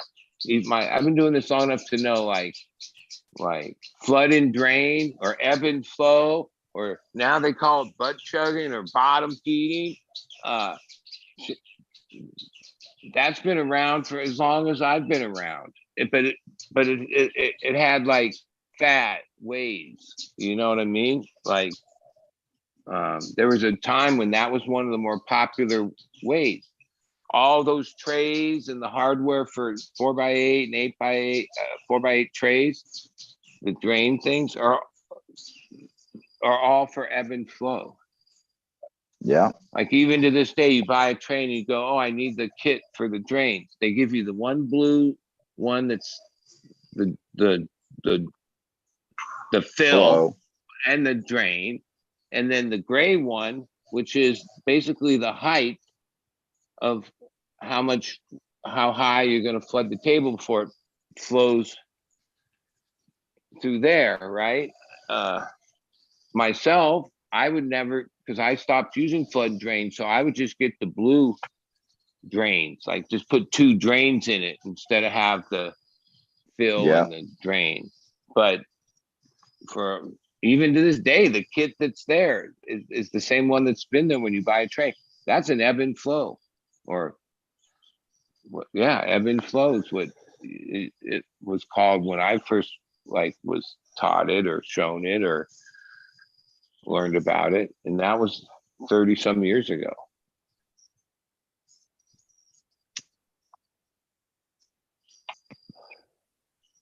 Even this bucket system I use, it has like 50-gallon barrel, and then the thing I call the brain just has a float valve in it where I can adjust how high that fills up, which that's how high the buckets are going to fill up, right?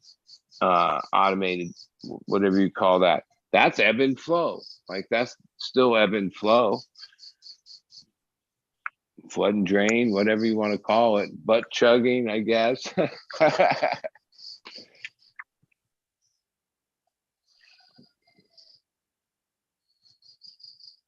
And that wasn't like invented for cannabis. Like people were using that for hydroponic lettuce and all kinds of, a lot of things that would trickle into cannabis growing back then. Sometimes the people would act like they invented it, it was their thing, but a lot of it was just things that came from other agriculture and stuff, like way back in the late 80s and 90s when there was like so little information. There was so little information. Like today, it's an overload of information. Like if you're a new grower and you just YouTube and start, you have all the different methods, all the different people saying this about every. Back then, there was like a couple little books, and they weren't even that. No, a lot of it was just trial and error, and what you would learn from the few other people that you knew that also did it. That would actually talk about it. Yeah, and the hydro store, no, like there wasn't conversation there. Like mainly, no. Oh, you had, it was just like the same thing where if you went into a smoke shop and said bong, they kicked you out. If you went into the hydro store, tomatoes, tomato, whatever it was, cucumber, whatever it was, right? A wink. But all the conversation was like, so they didn't know. Those people were just people in the business of selling stuff. Like most people that I knew that really ran a hydro store, they didn't grow. They ran a hydro store.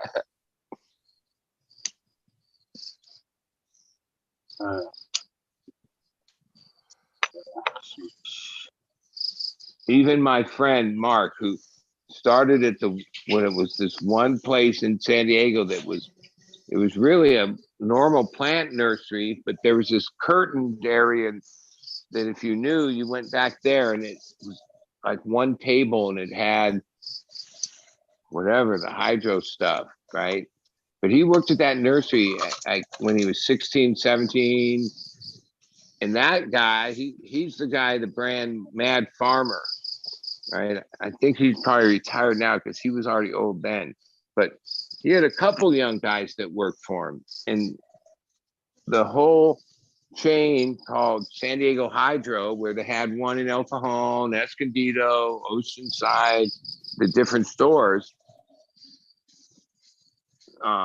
He like righteously offered to his loyal little crew that worked for him when they were young like an opportunity where he sort of funded it or got it going. But ultimately, within a short period of time, the store was theirs. Like not some like, I always remember going, yeah, that guy was righteous, right? Because that was what led to all those stores being successful. If it was some deal where, oh, he still held 50% and this, that, and the other, yeah, they probably wouldn't have been successful. And my friend owned that store over 20 some years. It in Southern California was always in the top 10 list of moving the most product. Like he moved a lot of product, a lot of power. He had a good business going. Mark didn't grow. Like sometimes he would ask me, or I would try things and tell him what I thought. He was too encompassed running this business, right? And then a couple years now, probably 3, one day to the next, he accepted an offer from Grow Generation that was pretty fat offer, and he sold his store. And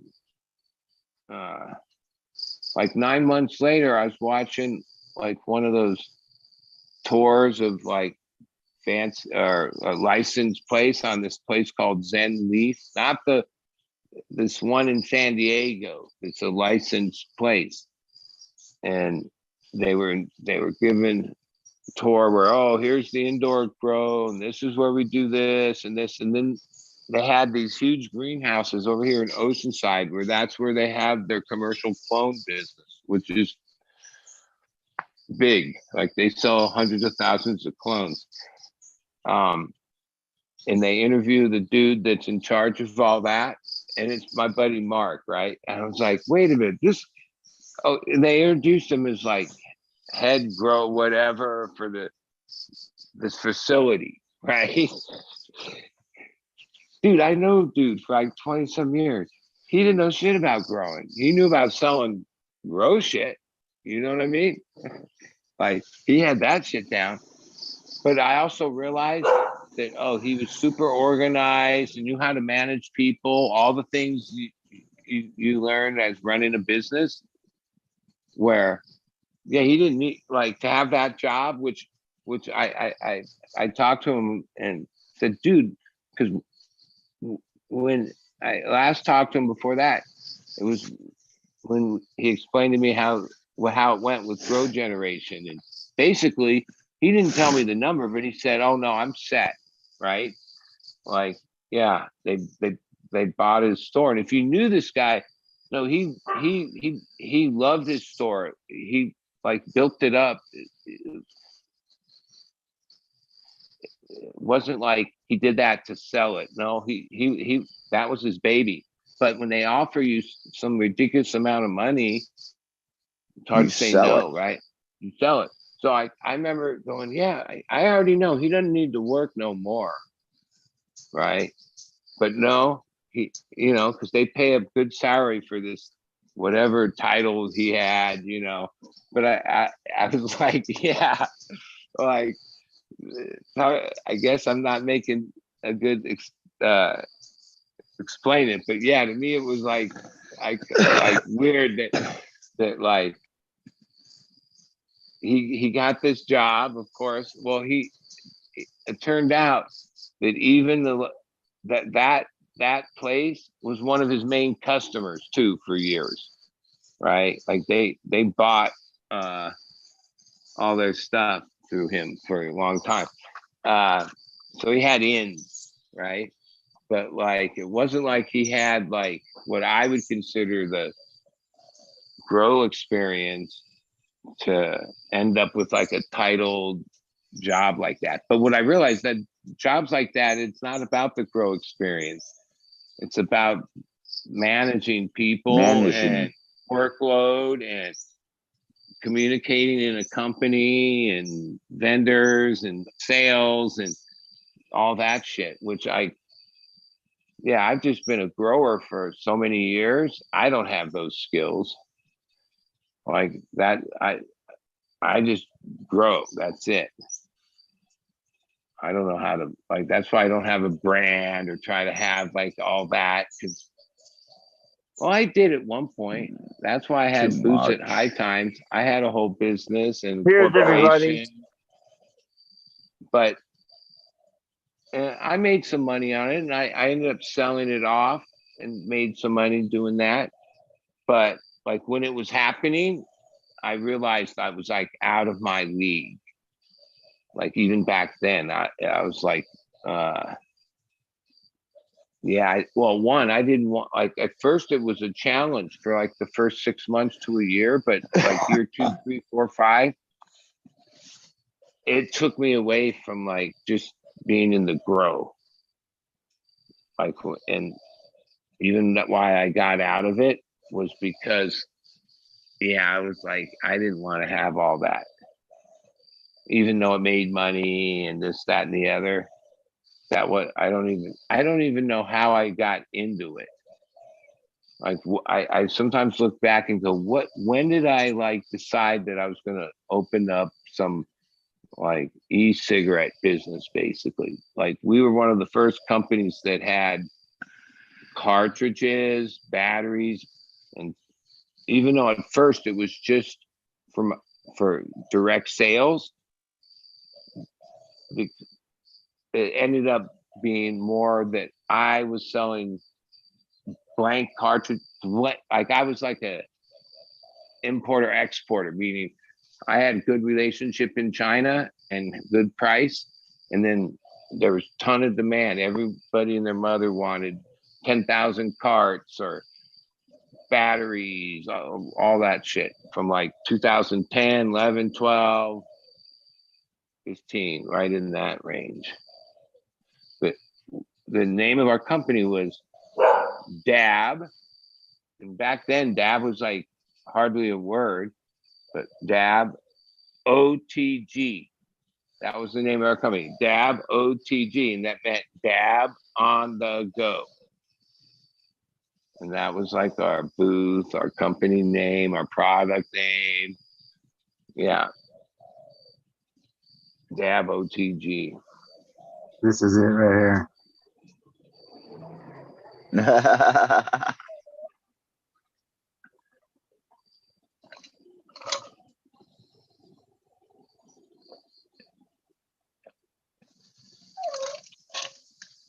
Hmm. Yeah.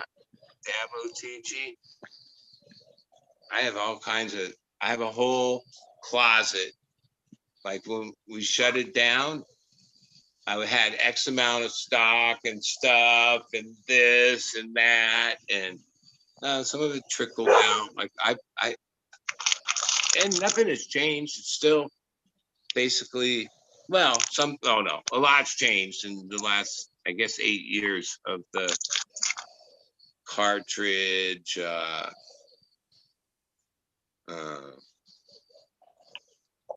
e-cigarette. It's basically weed e-cigarettes is all it is, right? E-cigarette.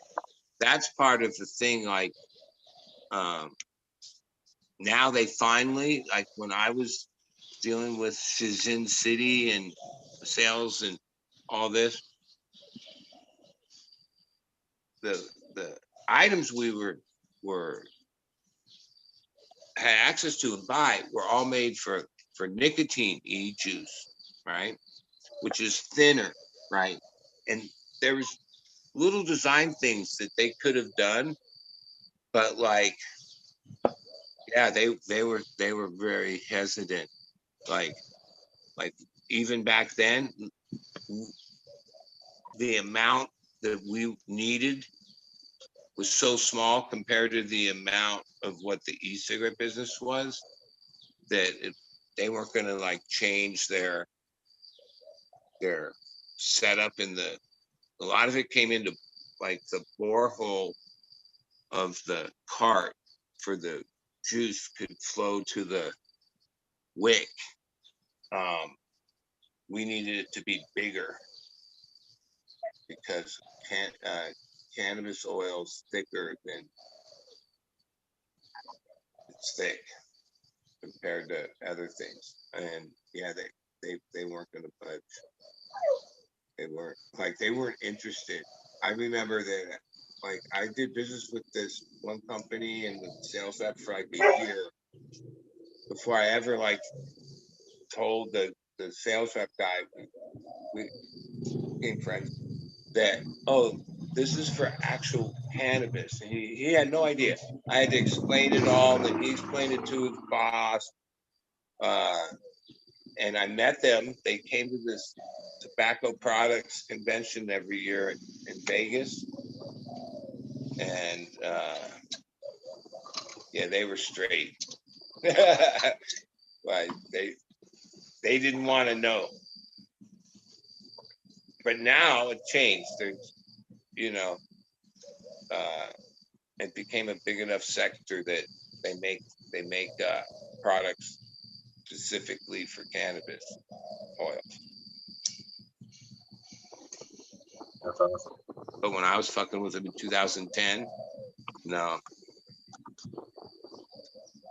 it was a pain in the ass.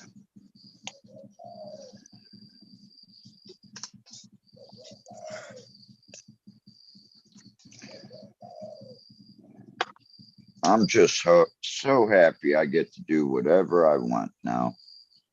It's,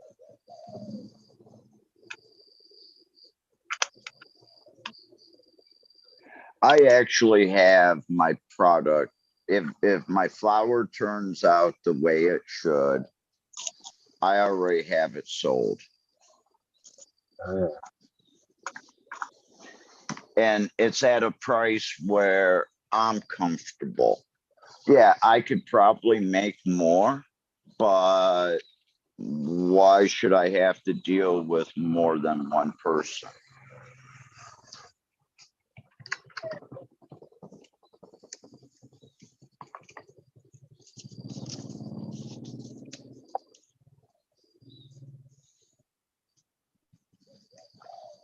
And if I have a problem, I just give him a call and he takes care of it. Right on. Just want to give a quick programming note. We're not leaving it or nothing, but just a programming note about tomorrow's show. There goes Bud Kilowatt. He's gonna miss it, but that's okay. Tomorrow, he's back. Anyways, tomorrow's safety meeting is gonna be a couple hours earlier. And Fumador, it'll be on one of Fumador's channels, probably Fumador and the Flavors. So keep your eyes out, people, for that, starting a couple hours earlier. Yeah, that's a hard show for me to get to. That's like 2 o'clock in the morning, 3 o'clock in the morning when that show starts here. Yeah, that's crazy. Yeah. We're not holding no gun to your head, Captain 420. You can make it, you can make it. If you can't, we got things to do, you know? You better be there, Captain. Yeah. Just kidding. You better be there.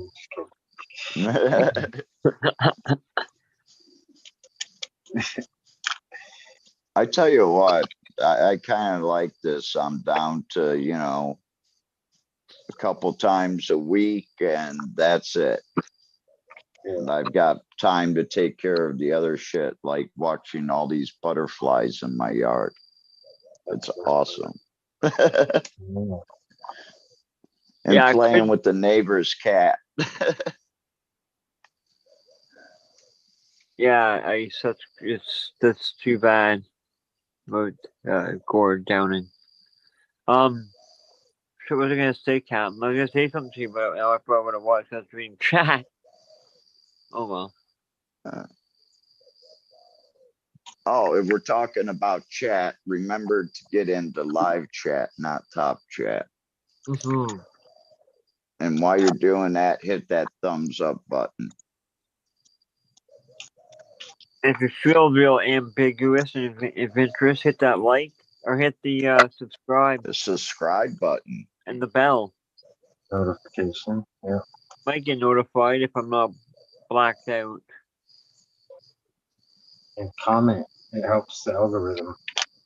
Yeah. I was hoping Fumi would come on because I saw a story that one of the ways for Americans to get home is 800 people a day get on this oh, it's pretty fancy cruise ship, but you're not really going on the cruise, but they're using it to To take you ferry from people.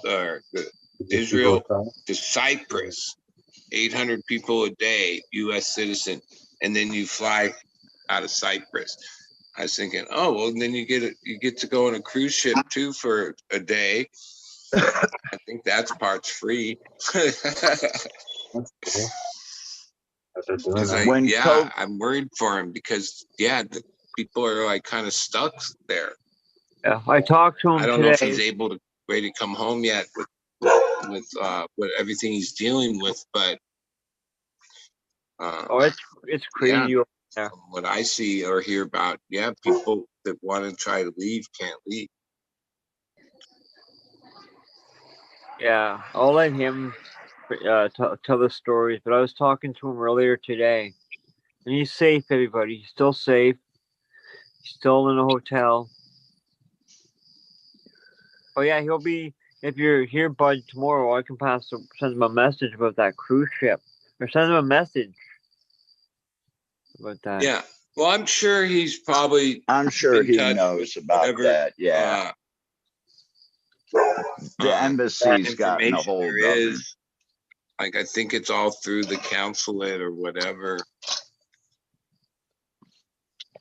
Because they contacted me and it was like, we're giving these flights back to the United States. Oh, But cute. if you want, you can actually stay here in Thailand. But if you have to get back for certain reasons, we can appropriate you flights that go directly to the United States. And they were flying people directly into LA. But that only lasted for like 2 weeks. And then they said, oh, you're here. Stay.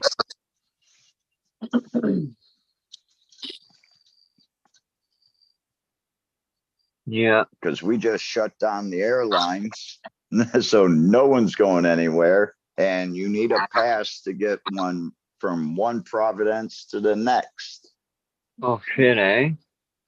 Yeah, it came down to that. So, back in the States, think about, not being able to leave your state, period. Yeah.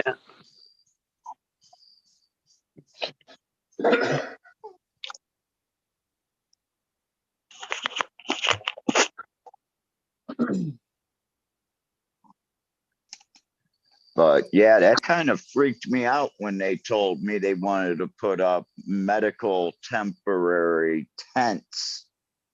Yeah, I'd be that's okay if they wanted to put up like housing for the people that work there. That would be perfectly fine, but temporary? Nah. yeah, and tents and shit. What the hell? Well, and Yeah. I just, when I overheard all that, I assumed that it was for people that worked at the hospital, but then I realized, oh, that could just be like, or like you say, they might be expecting whatever, and like it could be like a containment place where they put all the people that have whatever there, Exactly. Yep. And the guy that I was talking to was actually like the main guy. Because there were 2 other younger guys there that were from the hospital. They had hospital jackets on. And then the 2 people walking out, one, the way he walked, the way he dressed, he was construction. He did something with excavators. You can tell those people. Yeah. And the other one was more of a businessman, someone that, took down notes on how much stuff was going to cost and shit like that. But the guy I was talking to was management. Yeah. Well, I hope I showed my concern for that. Well, and his maybe- face did change when I told him I lived here for 6 years. maybe it didn't even meet their criteria, and it won't even be an issue, but yeah, if it becomes an issue, well, then for some reason, I think the neighborhood, seeing all those residential houses would like not want such a thing in the neighborhood. It would lower the value of their, right? The guy I tried flagging down that just flew past my corner is the guy that I need to talk to. So I'm gonna have to catch him on his way home tonight. But And then he's the one that can actually get me that property, probably from out underneath the city of Chiang Rai.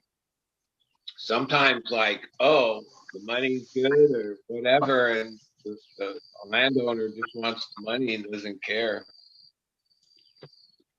Well, that's why if I say, hey, let me have the property for 4 years and I'll put a 200,000 baht greenhouse up on it, and in 4 years you own it. So that's like 50,000 baht a year for that property, Now, wait, 200 which is double the amount that I should be paying for. So wait, a $200,000 baht greenhouse is roughly what in US? 7,000, Oh, 6,500.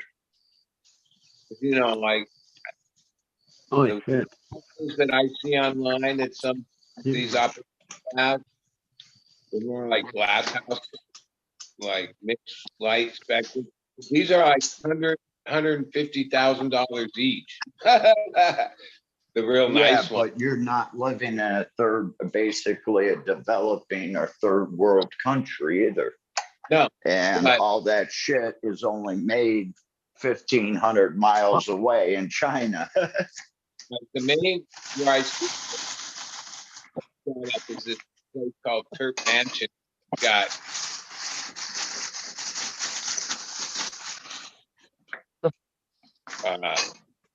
operations. Those are like mixed light, or yeah, he also has LEDs. Even this thing where he has like a screen that screens all the air coming in. It's like at the end of the glass house, there's another structure that's like 4 feet longer. It's just this big screen. It's all screened, so then all the air that comes in goes through that to come in, and he's got every little mothership. He has different ones, but the one main one, wow, I'm like, holy moly, that and fucking 40,000 plants in perfect rows. I mean, just going off in there. Yeah. He's called Kurt Man. He's a younger guy, but he has the license, the whole outdoor, indoor, this, that, the other, hash, rosin at big scale. His facilities are nice. Like, yeah, the videos he puts up and the shot. It's one of the nicest. He's in Humboldt somewhere, beautiful property, all that, but he also has like these aren't just like some hoop house, greenhouse. No, even the light depth ones, when they have that kind of money, that's all automated. It's like, yeah, that to me would be like, just like I dream of having a Ferrari or something, as far as like grow thing. One of those would be, that'd be the ultimate. Have 100-foot one of those with all the bells and whistles and climate control. And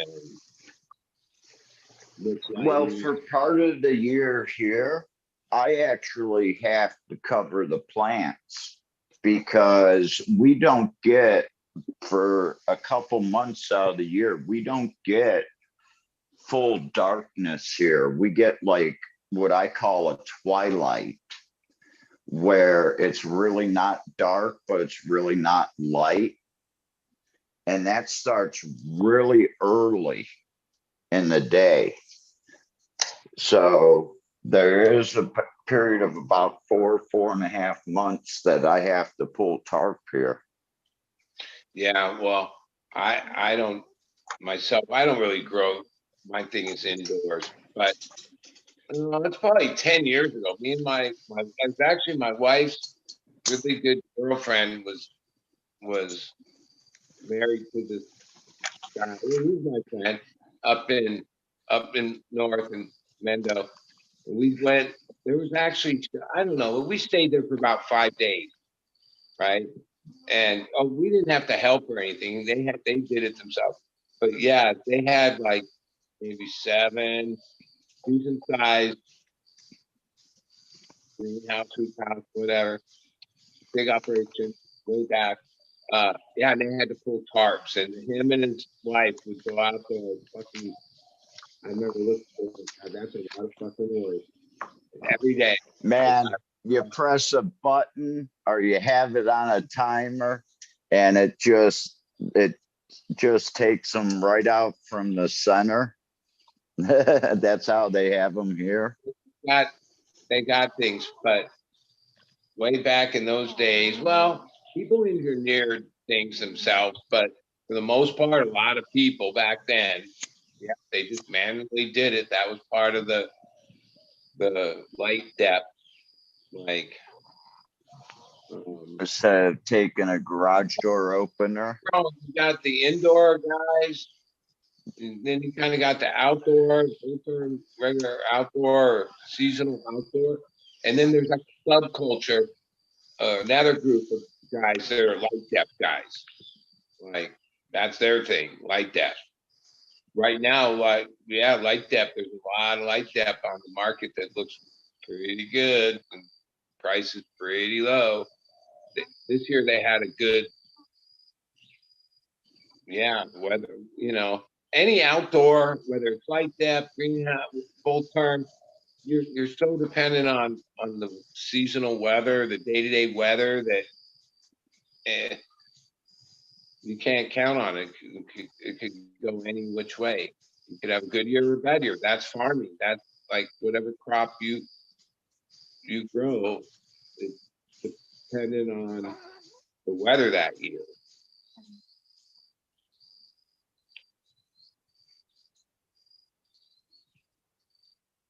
Exactly.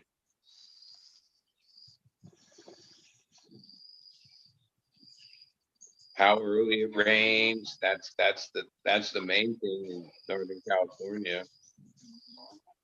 Actually, I would have almost been screwed this year if I would have started my outdoor, because it actually rained for an extra 2 weeks here in October. And I had my plan where the buds would be finishing here in October, so they would have started to swell. And I think I would have ended up with like a lot of bud rot, because I was going to use a pretty heavy indica. So it was going to be a dense bud. Just like at the end of the year will be another dense bud, but that crop in the center, that's got to be an open bud structure. I'll end up with bud rot for sure. Well, because during the day, the humidity's fine. It's 55, 65%. And then at night, it shoots up to like 96, 98%. Well, I mean, and the temperature drops. When I used to be able to buy kilos of loose tide bud, right? Yeah, it was a game where like beyond compacted, but it was packed on itself. If you like started to peel off individual buds, sometimes there'd be stem, they'd be like 8 inches long or whatever, a couple buds on it. It was all like open structure, like, and that shit was killerish weed. Like, I still miss that stone, that high, that taste of like good, different, like some of the weed was greener. Some of it was more golden brown, Lime green. but not brown like, oh, oxidized brown. More like brown. But that's the way it grew, or some of it was greener, and some of it was like brown, tan. Some of it, like, I guess, tasted like chocolate a little, the chocolate pie that came around every once in a while. But that weed was killer. Even at that point, there was what we call kind bud or whatever, and that went for like this was before $400 ounces. Like weed was like 175 to 200 an ounce, and the best Thai weed was still like 150, 160 an ounce, like just a little below that for a few years during that time. Because greenwood was the better, cleaner, tastier. It was really what was coveted.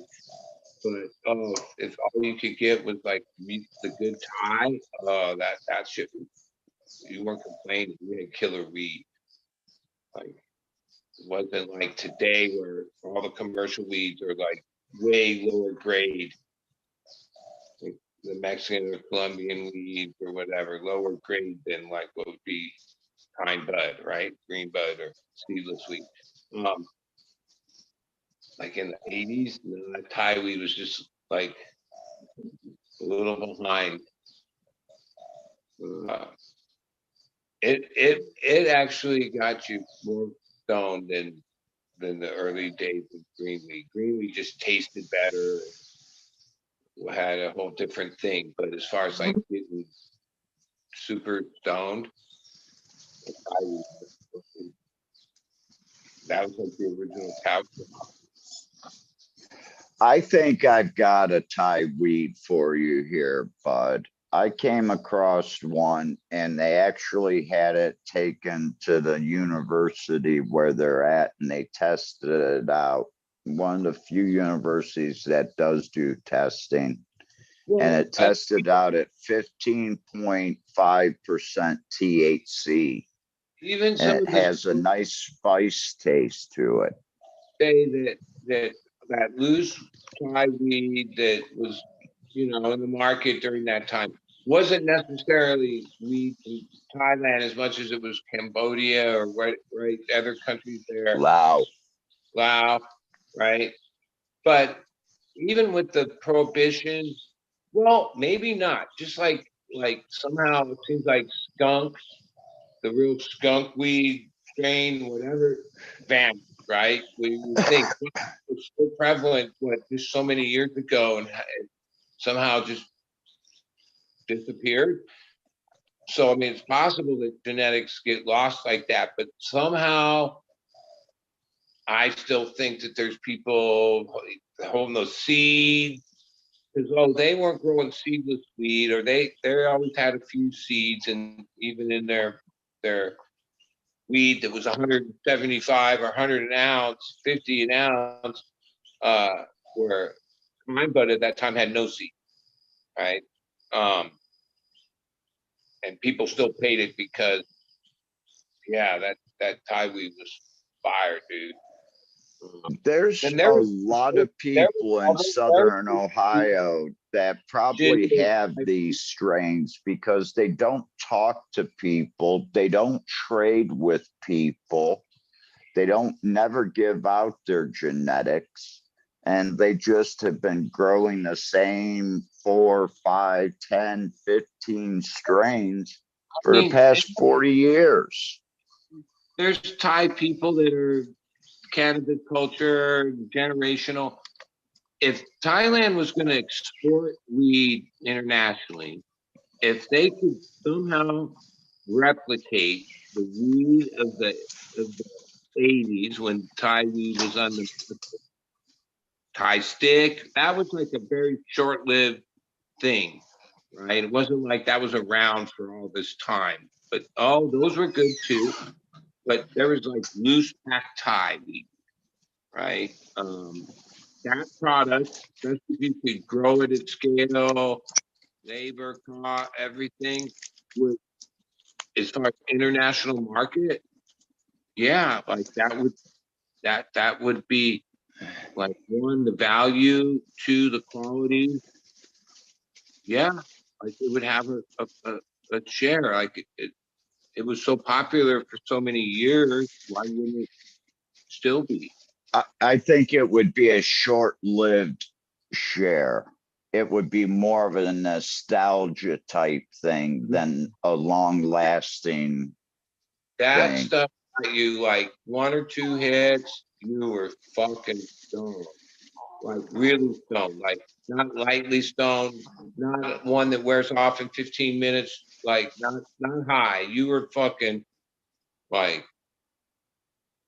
yeah, that was strong weed. That was period strong weed, even though it was grown sort of commercially and didn't really have any appeal looking.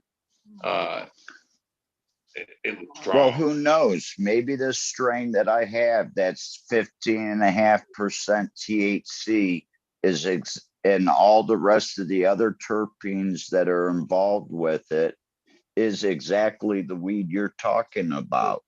I imagine the weed back then was like even the good Mexican, all that was like low THC weed. Like it wasn't like 15 No, out, that's right? probably really high. That's why I'm saying that's probably at 15%. That's probably the weed you're talking about. Well, I know science is finally like coming to the conclusion that, oh, the high THC doesn't make it that gets you higher, right? Well, yeah, like there were weeds that were just commercially grown weeds that from the 70s and 80s when I was young and would just get weed from wherever my friend's dad's basically. That like some of that Oaxacan or Colombian gold or different Colombians, those are good, but the king of the hill was Thai weed. And then green weed like came into the existence, right? Slowly. The first so many years, it was No like one wanted green weed. like That's your like homegrown. it wasn't like, oh, you could just get it year round. Oh no, there was some that came out in the late fall or winter, but by spring that was gone. No one had any more of that. You were back to like Thai weed and Mexican weed, whatever other weed. Like that's like in the 70, 80, earliest 80s. Yeah, because in March and April, they were harvesting the Thai, the Lao, the Cambodian weed, the Vietnam. Well, Vietnam, because of the way it's north and south, literally has a harvest coming up here in October. They probably already harvest in the north. But in the south, they don't harvest until like we do here in Thailand until March, April. It's like we maybe needs to model itself out of wine a little bit, right? As like a product. It should also be like coffee. Like it is sort of like coffee. Thing with coffee is you can buy coffee pretty much around the world from all these different countries. You can buy African coffee, South American coffee, this coffee, that coffee, authentically coffee from those places that is distinctly different from, region to region, right? Here we are so many years into supposedly legal cannabis, and there's not like a place where you can go and be like, oh, do you have any now? Oh, those strains could be like, oh, people in LA grow Panama red. So, oh, there's Panama red and stuff, but it's not Panama red, right? It's not weed from Panama or weed from Jamaica or weed from Africa or weed from Colombia or weed from Thailand or so many other places probably that have unique, their weed. It might not be as Malawi or this, our standard of high lab test or whatever, and golf ball or perfect little nuggets that fit in these, you know, packages. But like someone like myself, that's what I would go to a store that then I could say, yeah, kind of, you know, just like, yeah, I like Colombian coffee. That's my predominant one that I like. But I've tried all the coffees from all the different beans over the years. Sometimes I still try different ones. Wine, I don't drink wine or alcohol's not my thing, but they have a whole marketplace of, you know, there's connoisseur, there's this, there's that, there's old stuff, special batch stuff.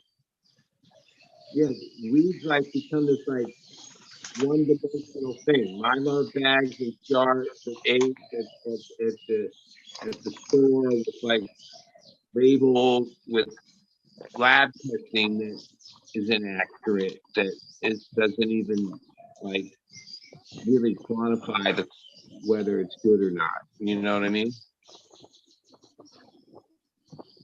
And there's not that much variety, even though there's different names. There's not like the variety I was talking about, where like why isn't there weed from all these different places? Well, because of the federal. Probably because eventually it's going to be like all the other weed and it doesn't sell. That's why they're so slow on the federal legislation on it, because like, yeah, it's going to have a certain effect on state to state and interstate business and like domestic cannabis industry, but that's just the beginning of it. Where it's really going to have an effect is like The cartridges.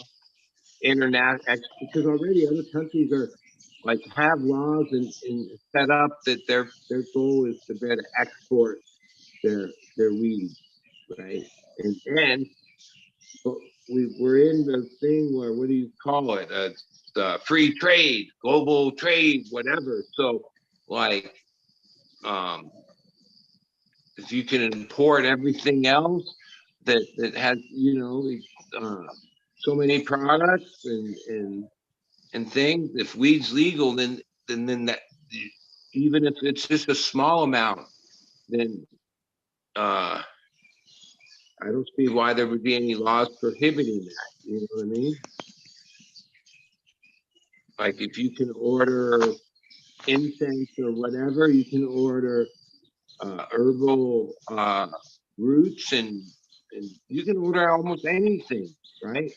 On the internet, except certain, even things that you're not, that are illegal to, you can still do. Like China will send you like any chemical you want, right?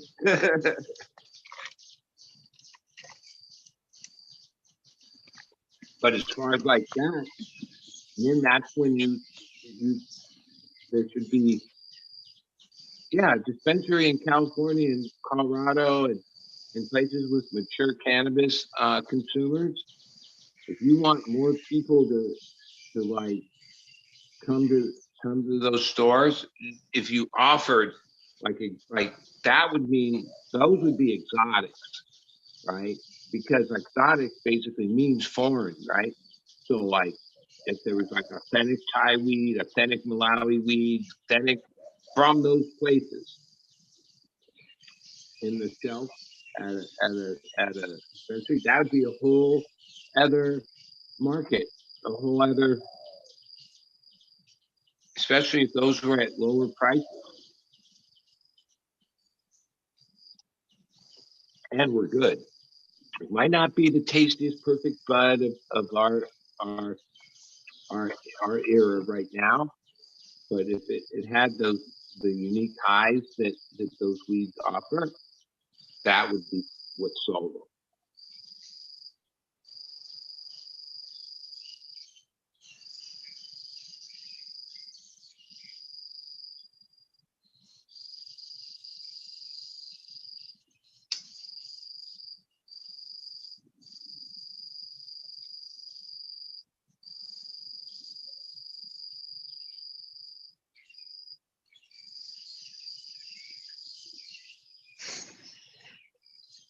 It's a nice day here. This is like the first day that we haven't been all cloudy. It looks perfect blue sky, a couple puffy white clouds. That's the best. I hear birds. Yeah. That's your spot, the birds today, right?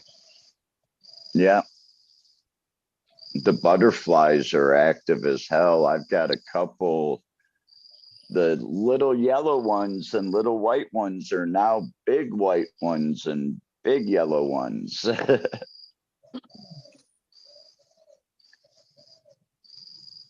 dragonflies are very active too.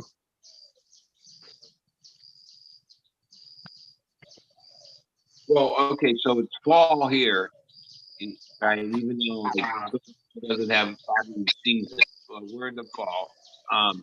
What season is it there now? It's not fall, right? No, actually, it's the beginning of fall, really. So you're We just would consider it. It's getting colder. so like December and January is like winter. December 9th is usually the coldest day of the year here in Chiang Rai. And at my house, it gets down to like 36 degrees. Well, no, I was under some impression your seasons were like polar opposite of ours, except not really. No.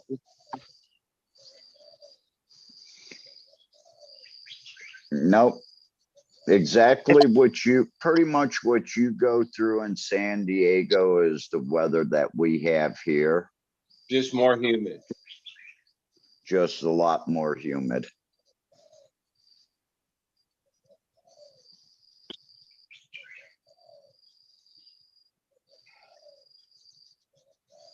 Because like I say, when the temperatures drop during December, January, I shouldn't have done that.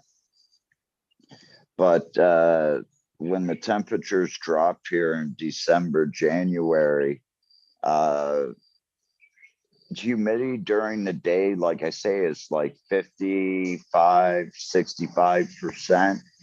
And then soon as the sun starts going down, the temperature cools off and the humidity rises. So we'll end up with 40 degrees, but you know, basically you've got 98% humidity out there, 95% humidity at night. Yeah. I mean, we have some humidity sometimes in layer. So, in my travels, I can remember so many times trying to ride, and like as soon as you got off the plane, and like we're in the airport, you were like confronted with this like humidity, right? And we used to go to St. John a lot every year for years. Same thing there. You fly into you would land, and all of a sudden you're like, holy shit, I'm in fucking like Stickyville for the next week or whatever you were there for. You get used to it when you're there, but yeah, that's like, oh, when you're sweat, it's not even hot out. But like, I don't like that. And there was one time when I was on tour with the dad, we were in New York City for like a week or 5 days or whatever, and it was the worst humidity ever in New York City, and that was like the most miserable. Oh, there he is. You felt like your pores were open and like grime was like going into your skin. It was so gross. there too. I got off the plane one time from Tokyo and they made us get off out on the tarmac.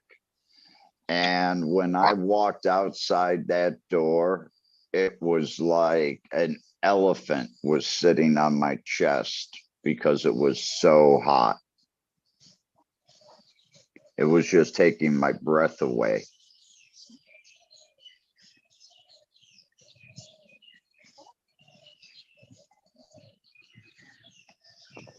We get what I call thick air up here for about a month. And the same thing happens to me. It feels like there's an elephant on my chest.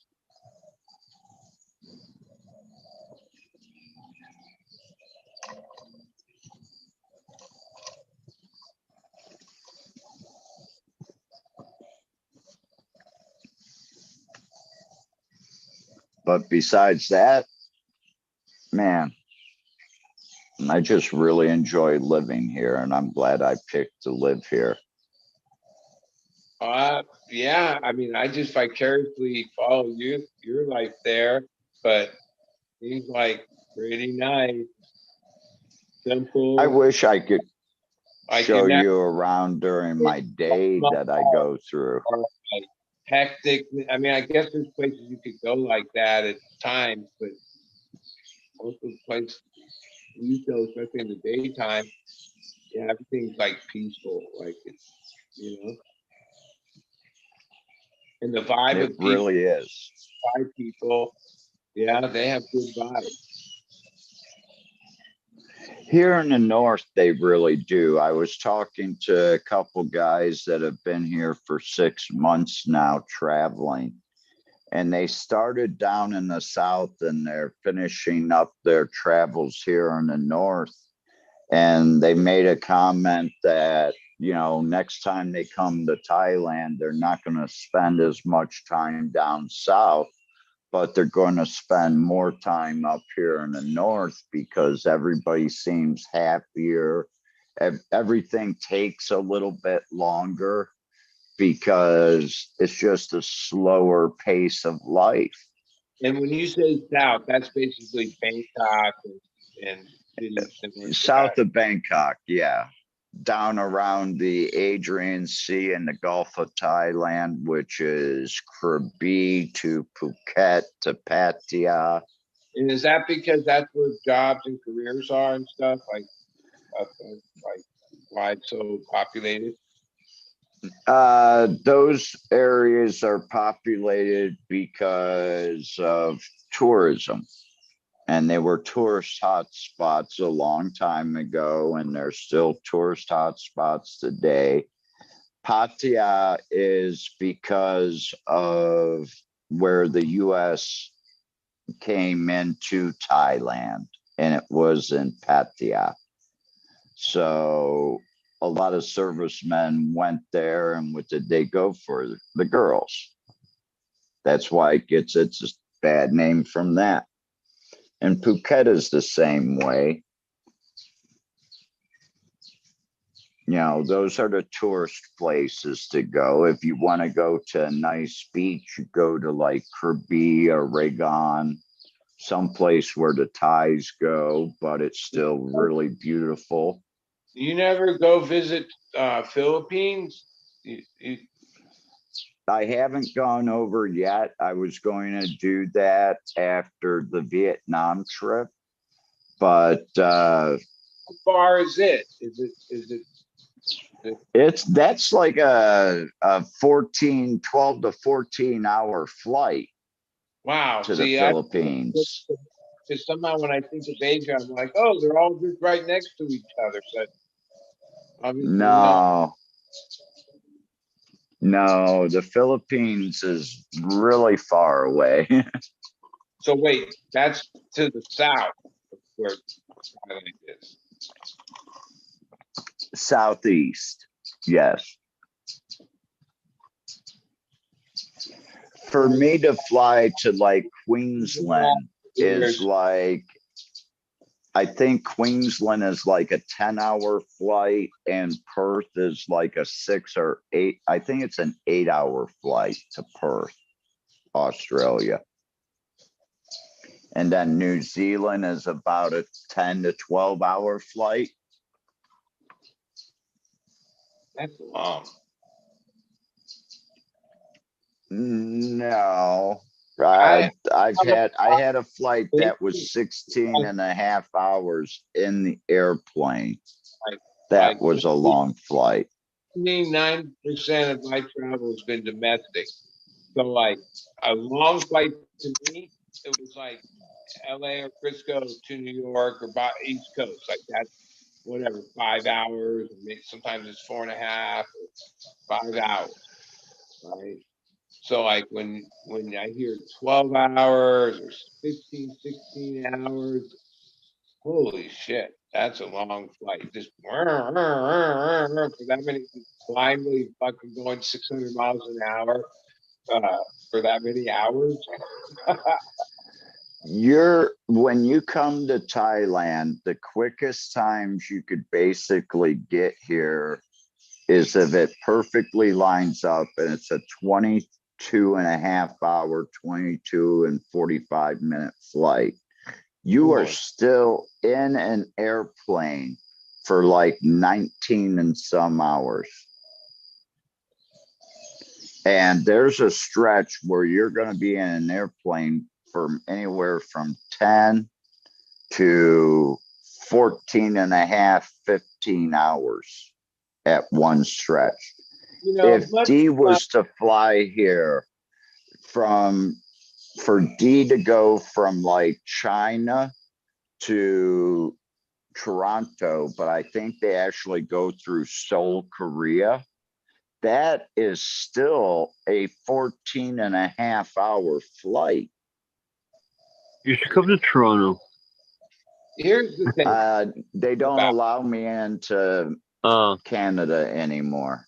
You know, we without a cavity search. a certain period of time, we had we're going deep strides in airline in flight, right? Except that how many decades has it been that these same hours, like it's not like planes are any faster, right? Oh, they had, and what was that one crazy one that the Concorde? But that, you know, that was a lot of years ago too. Like, how is it that we haven't figured out a way to make these long flights, right? Like, just like they can't. They can. Like 200 miles an hour or some crazy thing, you know, sections of it. Like, yeah, air flight is like we're just and the truth is most of these planes you get on are like 20 fucking years old. The same fucking plane, they just keep flying it over and over, right? Oh, the ones that they make new are just basically just like they haven't really even in going to space. You see with SpaceX and all these private companies, oh, they got bigger fucking engines than ever and different designs and all this and making progress. Somehow in the air flying thing, we just stop. We just accept that, oh, this is the I think they tried it with like the Concorde, and then about 8 years ago, they had this plane called the Stratoplane. And what it would do is it would take off from like London, go up into the stratosphere, and come down in like LA in like 3 hours, 3.5 hours. But I think it's the cost of the flight, because the tickets were like $20,000 a piece. I think it's the cost of the flight is just, it's not feasible. And the reason why the plane rides haven't gotten shorter, it's all based upon airspeed, the air current, and gas or fuel consumption. Consumption is a big It's thing. all about the money, Even when because there are some flights that I take that I literally go a longer distance because they travel a little bit faster. yeah, I mean, there is some discrepancy, better planes than other ones and more efficient, a little faster. But you know what I'm saying? For the most part, it's not like so in year 20, whatever, we're going to have, we're going to better cut the flight time in half because we have like faster planes, something we're mainly because that would take more fuel. And I was going to say about the Concorde, I think I remember correctly, like what really got it banned was the noise and the boom. Like people didn't like that, so then they banned it. Yeah, the sonic boom. Where I guess, I mean, I'm never bothered by those. I don't hear them that often, but like, yeah, like you'd think that technology would just keep advancing, and like we wouldn't a 22-hour flight could be done in 10 hours. Like let's go faster. I wish. I wish we could just teleport ourselves there, man. As much as I fly and as much as I spend time in airports and outside of airports, holy crap, that would save me so much of my life. I mean, I guess once you get on the flight, it's that long. It's just what it is. But like, just me thinking about being on a plane that long, that doesn't even seem like that's a lot of hours of the plane just going through the sky. Wait till you fly to Dubai, brother. You're gonna be like, God damn, this is a long flight. Yeah, I flew a lot, but like domestic or we fly to Miami and then go to St. John, or like Hawaii is a few hours, or New York. A lot of flights to LA, New York, or San Francisco, New York. And it's like less than 5 hours. Right? But that seemed like fucking long ass time. But when you start talking 12 hours, 20 hours, I'm like, holy shit, that seems insane. The way I prepare for my flights over here is basically I'll take a nap about noon or 1 for a couple hours. And then I will literally stay up and go to the airport. And my first leg of my flight is either to Denver or Chicago. So I go Denver or Chicago, and those are about an hour and a half to an hour and 45-minute layover, which is just about enough time to maybe grab a sandwich and make it to your next flight. So you get on your flight, and that one is the one that is anywhere from 12 and a half hours to 15 hours long. And, you just hope that you don't have people sitting next to you. One of these super rich people that have these private jets, those jets don't travel any faster than commercial jets, right? I mean, most planes travel. No, they can. They're like, so if you were like whoever and we're flying to wherever. Cheers, everybody. Whatever you call that jet, top jet, whatever some people have. The Lear jets. The Lear jets. Yeah. And those planes there, they actually have bigger gas tanks than commercial airline. Well, I won't say they have bigger ones.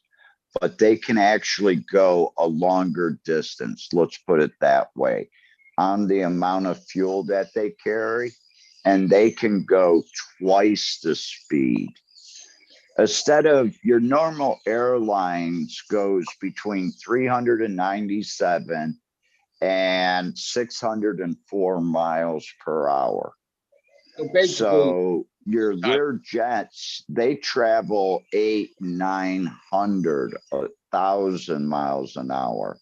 You know, Yeah. they stay right underneath the Mach, but they at going that time, every hour you're saving like 3 hours of regular travel time. So something that takes you 15 hours in a private jet only takes you like 7 or 8 hours. they stay under Mach. Is there some reason, like, oh, what if I was super fucking billionaire and like Elon Musk said, It's just, it's the sound waves. You get fined by the US government for breaking the sound, the decibel limit. did it, or like, okay, that's U.S. government. You don't fly over Mach over other country, but once you were like flying to New Zealand from New York, International water, open it up. I'm surprised there's like the richest people don't have. Now the military, they got Mach shit. They're the only ones that can go Mach all the place they want to, right? They got certain planes. But like you just said, though, what stops Elon Musk from building a private airplane that does Mach 2? You know, nothing. He's got the money, and Well, he can pay for the right of way to do that, because you do have to pay an extra fee. He owns SpaceX, which is like equivalent to fucking a private NASA, right? NASA's got jets too, not Mach. They got all that shit. Fucking got the fastest jets, and the Air Force and Navy, all of them have those. I think they have ones that go multiple Mach, right? Yeah. Go Mach 5.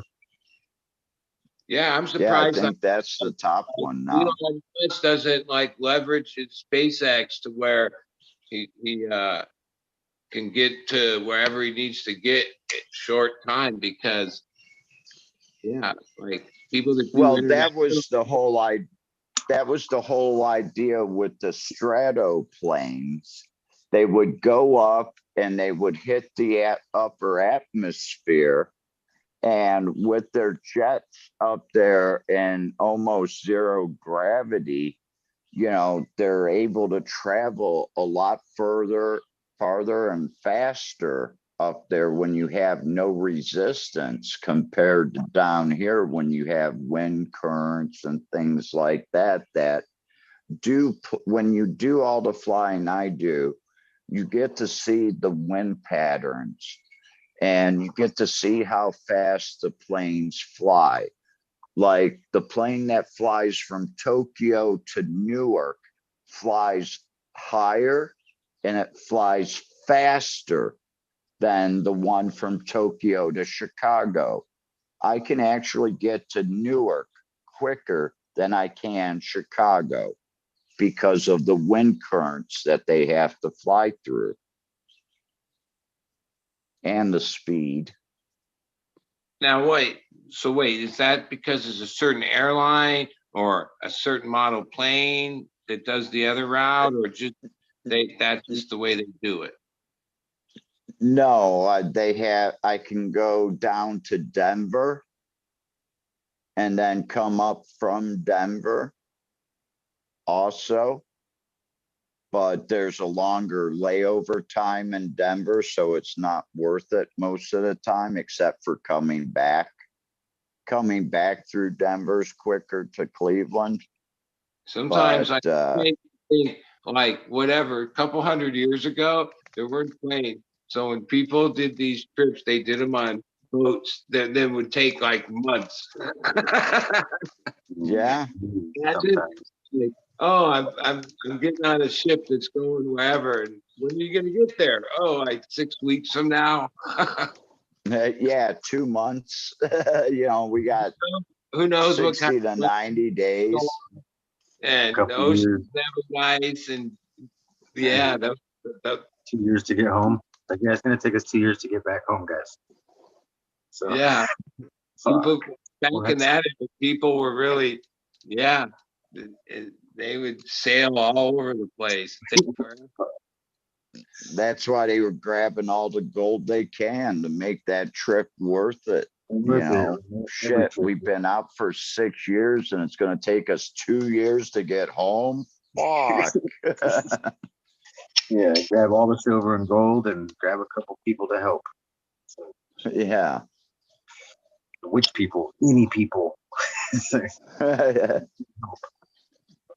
You know, that had to have been like a hell of an era, like when, you know, during that time when I've read history or just thinking about it, like, you know, even this sailor or people, or even those whole era. Like now, yeah, I guess most, yeah, I mean, there's cruise ships and there's freight, and maybe a few people live on the water, but yeah, there was a time when like, yeah, that was the only way to get around the world.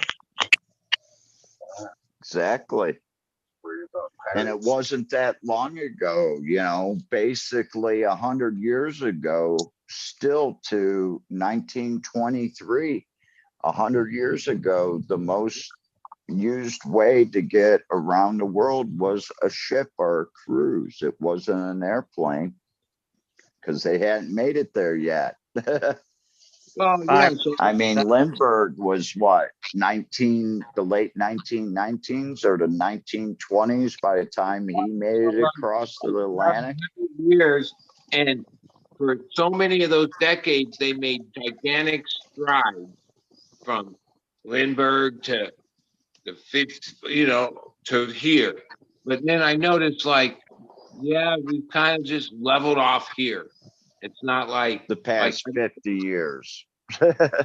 like they whatever we got the DC what I like actually the level of planes seemed to have gone down. I remember you fly third flights, you were like on 747s and these fucking big old planes and had upstairs and all this stuff. Now they're all just the same plane, like whatever that. With my parents being in the antiques, I got to see a lot of the advertisement planes from the 40s, the 50s, and the 60s that they would have at the travel agencies. And the planes from the 40s to the 60s, really in the 50s, the plane designs really took a radical change. And then basically by time you hit the late 60s, early 70s, the planes haven't changed since then. No, that's what I'm saying. Yeah. Like, even though there's new models that are a little tighter but no, we're like Yeah, they're all tighter. more and yeah, it's not like it doesn't seem like it seems like they're just settled with that. It's not like, oh, there's some company working on, oh, and in 20 years it's going to improve. No, we'll probably 20 years being the same planes we are now. I came back from Chiang Rai and it was a booked flight. So they didn't have any extra seats. And there was this guy that was complaining, a tourist, that he was too tall and too big to fit into the seats. And a Karen turned around to him and well, I won't call her a Karen. We'll just call her a nice lady, politely told him, well, at your size, sir, maybe you should think about buying 2 seats. Oh, it wasn't also like wide. This guy was way too big to sit in one Thai seat because Thai seats are a little bit narrower. They're a little bit shorter on the seat itself. unless you pay for those first class tickets, and then you get first class treatment. They think since I'm injured and I have a knee problem, Unless that they they, should put me in the bulkhead. The bulkhead is the worst place to put me. I can't stretch my legs out. unless you like they upgrade you, or you like points to one of the, first class is like so expensive. It's like, holy shit. A first class, my ticket to here is normally around $1,100 to $1,200. A first class ticket here starts at, our business class starts at like 6,000. If you want first class, that's like $8,000 to $9,000. I guess it adds, but like certain like these super long ones in first class, they basically have their own apartment. Like they have Sleeper. bed or this, or everything, their own little space. Now, Well, it's what they did, instead of doing business and first class seating, instead of having a seat anymore, what they did is they took 2 seats and they made them kind of like in contour of like a lounge chair that you can sleep comfortably in. And they put 2 of those next to each other facing the opposite way. But that's what they do now. So you don't even get like a business class seat when you take the long 12-hour, 15-hour flights. They're more like a lounge chair type seating, which is really nice. I mean, if I had $5,000, I'd be flying that way too, but I'm in the back. see, I'm in the cheap seats. my fantasy would be like, if I gotta fly 12 to 20 hours, Statues. Right on. I need a bed. I would need like it should come with an anesthesiologist where like, you just put on the mask and 18 hours later they wake you up and you're fully rested and off you go. Like, just put me out the whole time. Like I maybe I am a little Now, claustrophobic. Like, yeah, that many hours and you can't get, you're just going, oh my God. I've watched people literally walk laps around the plane. I mean, a lot of laps.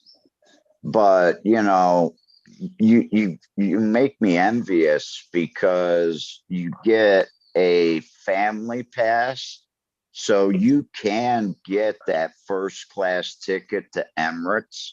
And I would really love to see what first class in Emirates is like, because I know what flying in the back of the plane for Emirates is, and they still treat you like a king.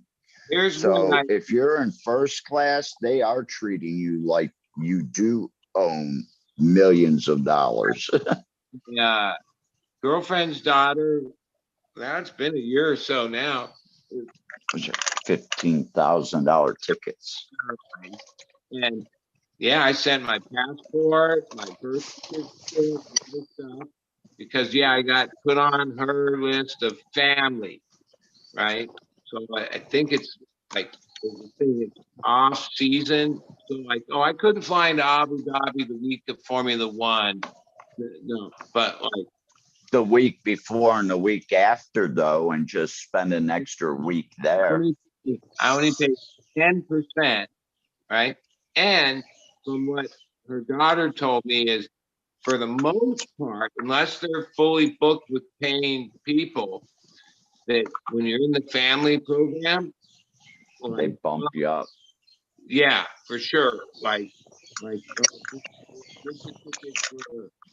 coach or whatever, but because they're in this, most likely if they have room, they'll move you to first class or wherever and all this. And I was like, oh, okay. Now we're talking. So, and only 10%. And yeah, like you say, that airline is like the high end Top of airline. the top. Yeah, they have newer planes. They treat people well, all that. They charge accordingly, but yeah, from what I understand, it's like the The Cadillac. bike that I ride, I bought that off of an Emirates engine mechanic. But yeah, they take care of their planes, and all of their mechanics here in Thailand are all Westerners.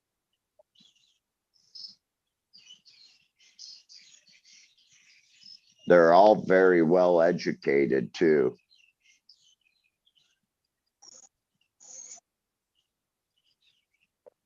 But Well, yeah, they have the nicest planes, the newest planes out there. They have the planes that have the most room as far as width in the seats, the length in the seats, the leg room that you get. And besides that, the service is just tremendously good. I mean, tremendously good. From just getting a secondhand from my girlfriend Nina, because it was a big thing. Her daughter applied, right, and made it through the first level the first time, but literally she had like the tiniest like tattoo in the back shoulder, and like that became a thing. But then somehow a month later they called her back in to go into the training program, right? Which is like 2 weeks and all the new people, and they're all nationalities, right? I would get, she would send Nina pictures, and Nina would send me pictures. Like the first days, you could just see they all had like they looked the way they looked, different people. By the time they were all graduated and in this uniform, they all look the same. They molded them into these these and like, even though I think it's illegal in the United States to actually do this. Oh no. Part of the hiring is looks. Like you had like even part of like the training, the whole thing is this look, right? Like where other airlines, like even the few times I've flown Southwest the last couple of years, I realized, well, Southwest like hires like 55 and 60-year-old like unattractive people, where like even 2 years ago, most of the stewardess and my people, they were pretty attractive. They were younger, and that was part of it. And then I noticed on domestic flights, oh no, we've gone the other way. Like, but on Emirates, oh no, all like these young, cute. Yeah, they have to fit a certain model, just like Air Asia. You'll never get on Air Asia and find a heavier set woman. Here in Asia, you won't find them pretty much period as stewardess. They have to fit a certain model. They have to, they can't be really tall.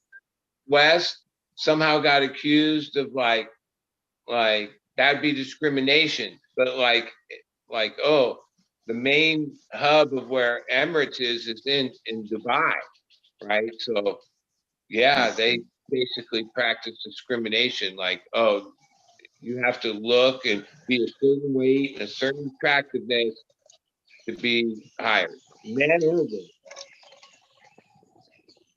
And actually, like you kind of said, she had a small tattoo, and they were concerned about that. I've known people that have gone in and they've had small tattoos, and they've actually had to have them like blocked out. Yeah, no, And Jim, they just said it was like a medical condition. one of the uniforms is like a net top that's backless, Yeah. but right with that she has to put a band-aid over. Has to be covered. Never, because like part of it is yeah, they service a lot of Muslim whatever, no tattoos, like bad. Yeah. It's all about the image, and Emirates has that upper class image.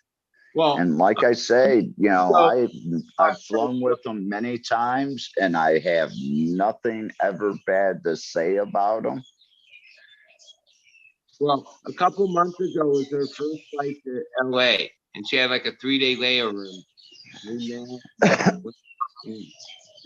hung out all day, and I talked to her. And yeah, like I say, it's been maybe 18 months, right? Somehow, like her position is she's first class attendant. Like, oh, so many months she worked, just got the job, was regular. But then She got bumped up. and she says, oh yeah, and they tip, meaning they're like the real rich people, not all, but some of them tip, right? And Yeah. basically, because these flights are so long, I forgot how many hours. I think she works 4, then sleeps 4, and then works 4. There's like 2 sets of attendants, and then they have up their own little like bunk bed thing in this cabin thing where they sleep. Yeah. Because that's how they do it. But like, yeah, she just deals with first class, and I, of course, knows me. We're asking her like, oh, like what kind of like so, because she flies out of Dubai, right, and been all over Switzerland, Austin, Texas, New York, now LA, Australia, and yeah, like he deals with like the super beyond rich oil people and all that stuff.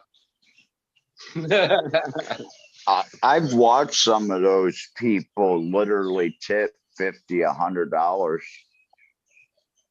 because the people, you know, they wait on them in first class. They wait on them hand and foot. In Emirates. Everything they want, whatever they want. Yep. So they give them 50 or $100 because, you know, what's it to them? They spent $15,000, $20,000 on a ticket. What the hell? I think you're cutting the number low. No, some of those low, yeah. You never know. Like some of these people are so rich, like you know, if they feel like doing that, yeah, they'll probably.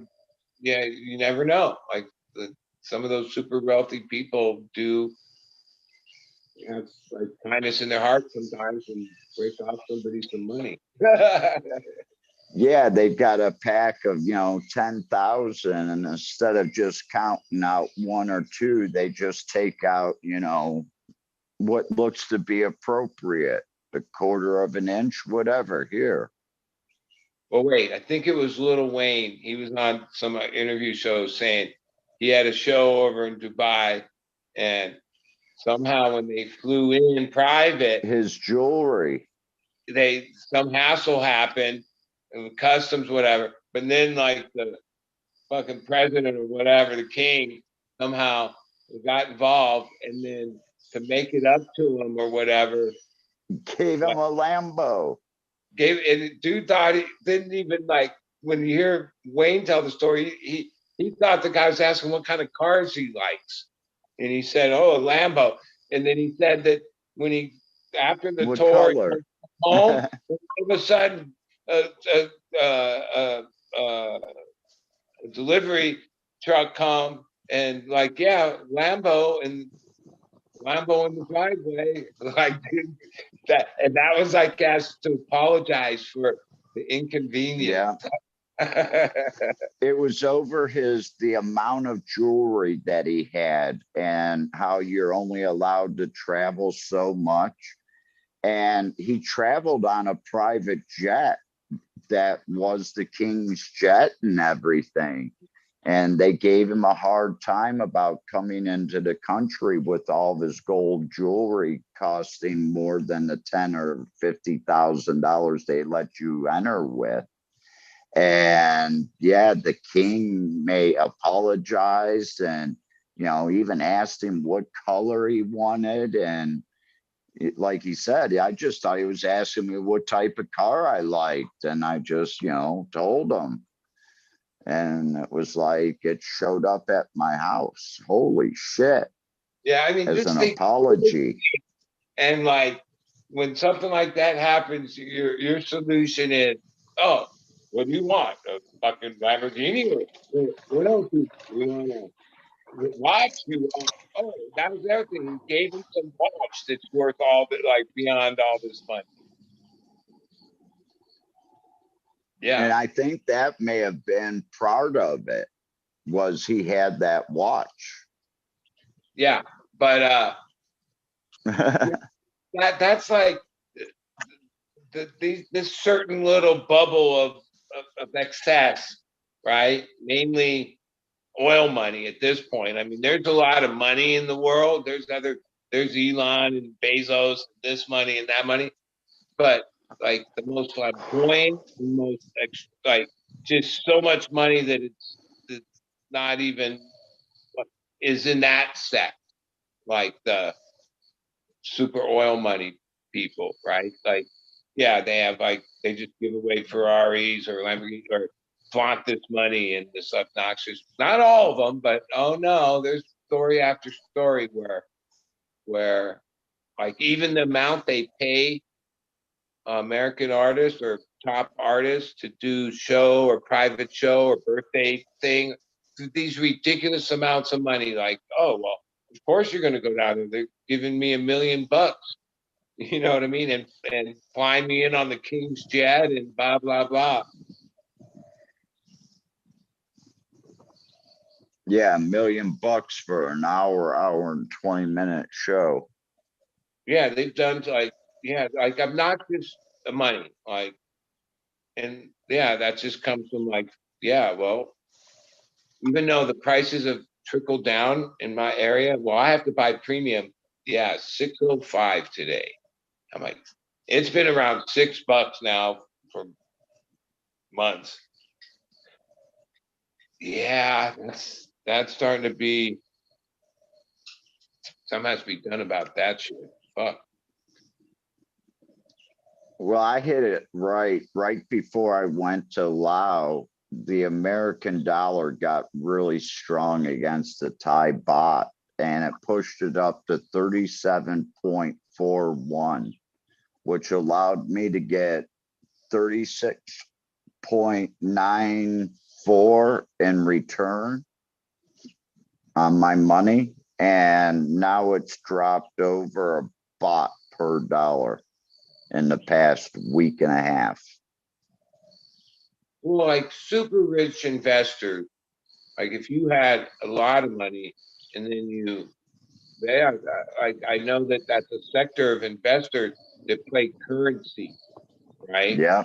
And just get it like, oh, even though it only went up a fraction or whatever, when you're playing in giant amounts of money, it's easy. That's easy money. It's like that. Well, if you played the Thai baht and you were able to get in when the Thai baht, you know, hit that 37, but a few months before that, it was only 33 baht per dollar.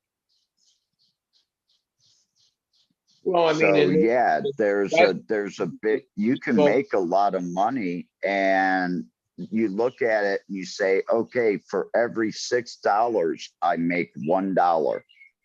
Well, or every $5, I make $1.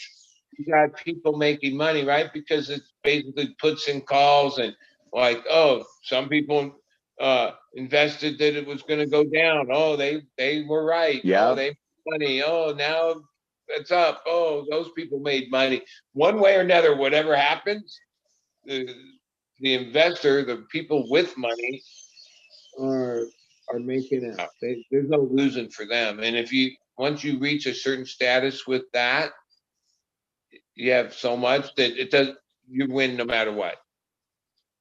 Yeah. Right? Like that's the place we're in. And then disparity between those whatever 10,000 human beings or families or some ridiculously low amount of human beings live in that status, right? And the rest of us all, oh yeah, fuck that bullshit. Well, they made a comment that if all the billionaires out there would give like $1,000 each, that it could take care of world hunger for the whole year. Well, that's saying there's a lot of them. I Yeah. saw a thing that actually broke it down where to the 0.1% to 1%, whatever. No, I think it's under like 15, it's like 12,000 some people that are like whatever, billionaires, right? Or even some of it gets into older wealth, so it's family wealth, right? And then below that, there's, you know, people that are millionaires or whatever, tens of, you know, whatever structure. Then, but that's all in this like sliver of a sliver of a sliver of humanity, right? And like, I mean, oh, that's capitalism, or that's like, okay, there has to be winners and losers at some degree.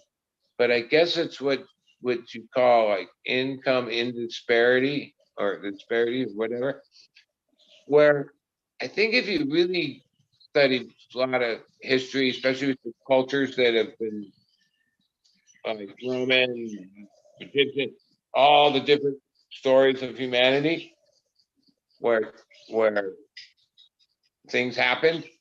Yeah, once things got to that point, like whether the king was so like this or income between the masses and the elite, then the wheels fell off every time, right? That's like how the world like go through history.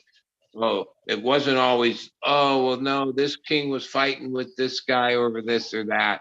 No, that isn't usually what destroyed society. Societies got wiped out when the people revolted against the elites, right?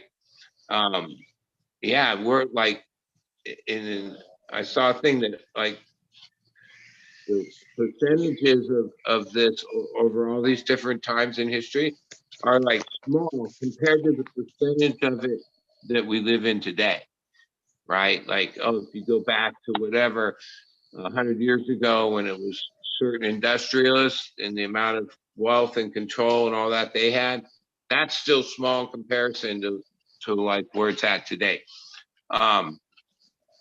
Yeah, that's a problem. That's like you don't know what to do about it, right?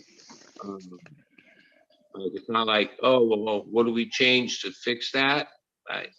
Because I guess then that would be taking away capitalism, right? Like saying, oh, I would think, well, once you make your first billion, then you're retired. You're out. That you got enough and now go live your life. But then some of the logic against that's like, well, no, those people are the job creators. They're the ones that have enough to like, you know, feel. But I don't know if that's true either. Like that's that whole trickle down thing, right? Or like, yeah, the rich people, you know, they're the provider, right?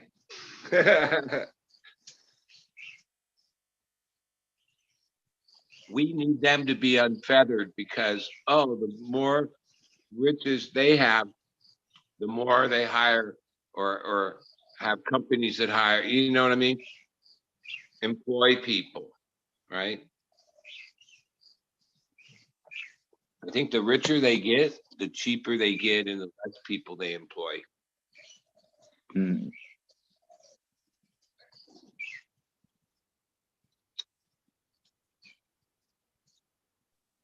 I don't know. I see a lot of people that moved to Thailand 15, 20 years ago, and they still think that the world's prices are 20 years ago.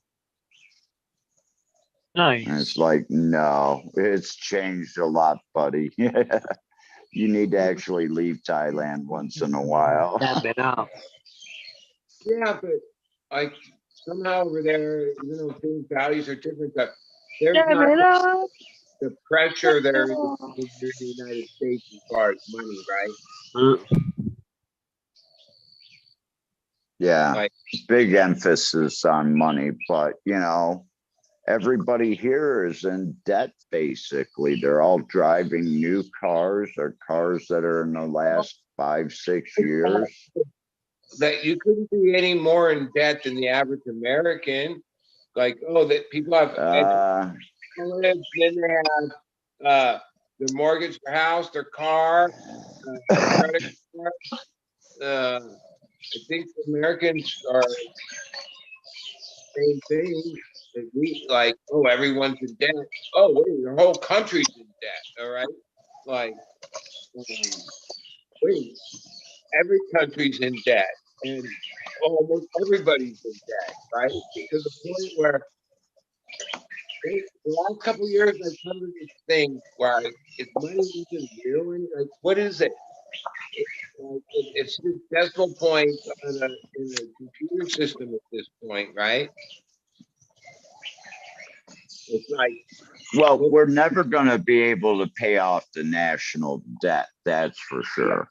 Right. If our own country is like whatever, 30-some trillion in debt, and every year has to keep adding more money to the limit to keep the thing going. Like, history says, like, I was too out there living my life to really have been paying attention to those years. But when Clinton was president, he the only one to balance the books. We had like a positive during those years, okay? Where I'm like, yeah, okay, that wasn't that many years ago. But since then, we're like so many trillions in debt that they say like a good part of your tax dollar goes to what they call servicing the debt. That's basically, yeah, even Tax though interest. you pay down the 30-some trillion, there's a certain amount of interest, right? The servicing of the debt, right? Which is this giant amount of money that goes to what? Who? How? Right? Like, what does it even all matter? Like, wait, is money even real? I guess if you, yeah. No, they want to go to digital currency. And then once the United States goes to digital currency, then that debt can kind of go away because currency is just a number on a computer anymore. It's not physical dollars that they print or coinage that they mint. It's just all computer. That's why they wanted to go that way, so they can take away the money trade and have control over everything.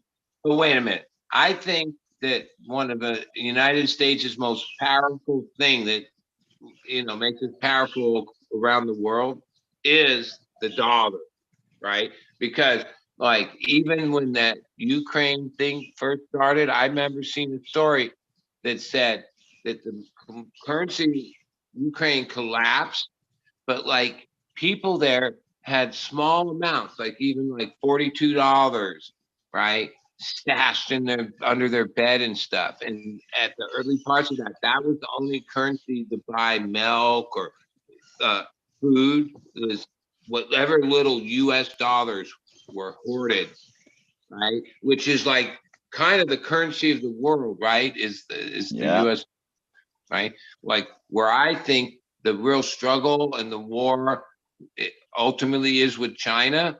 I think if you really got down to what's China want more than anything is the yen to be the currency of the world, right? Like that's checkmate. Like they never have to fire a shot.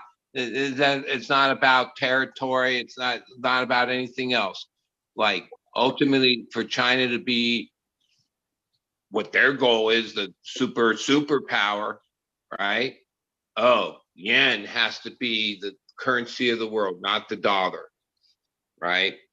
And That's why they're trying to buy all that gold up so right. they can have all this gold. And Really, in wait, 2019, they made gold the second tier 1 asset next to the American dollar.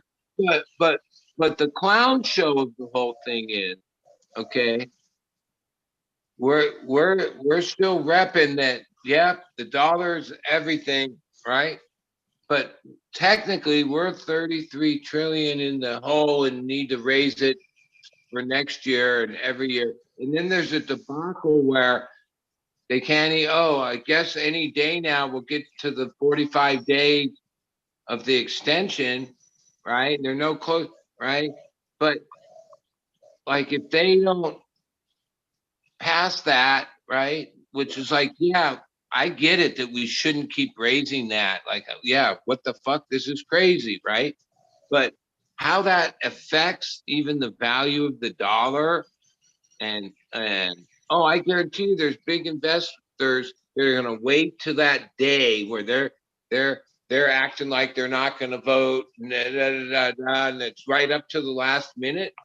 That's probably where there's like currency trades that are like bam, bam, bam, because yeah, even though everyone knows they're gonna sign it in the end, they're gonna put this whole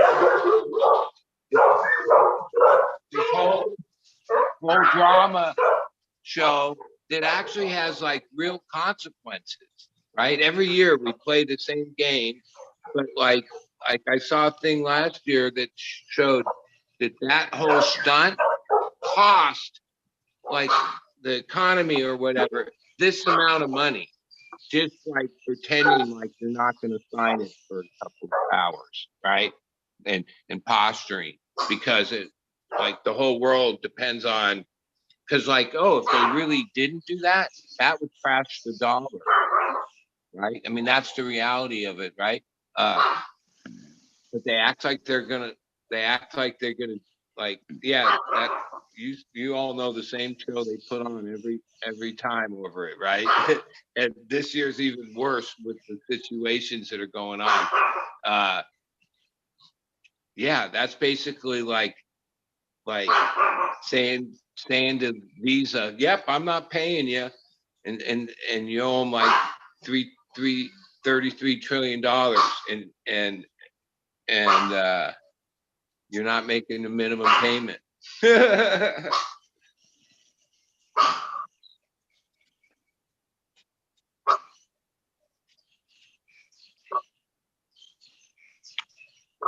Now I don't know what the hell Clinton did to make it the other way.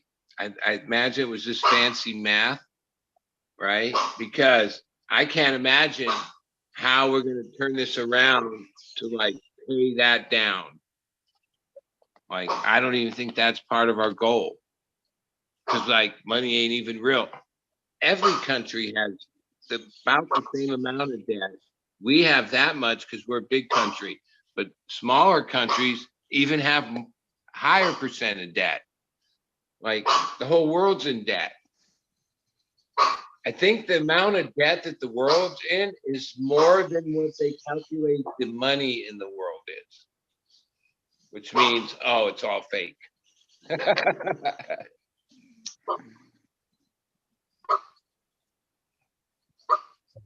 Especially now that it's just currency in the computer system. Like how many decimal points? Like it's not even real. Like at one point, not that many years ago, it was real. It was backed by something. Now it's not even backed by anything other than its debt. That's what it's backed by. It's debt. And everyone's fear of like the the whole financial system crashing. Because then it would be what do you call it? That'd be like anarchy. It would be the end of like everything if all of a sudden, oh, if the dollar crashed to nothing and it was worthless. Because like in Ukraine, their actual real money became worthless. Like that was like that, and that's happened in other countries over the years where their actual money became, you might as well just burn it in the fireplace. It's nothing. I think Argentina had that happen. Or, yeah.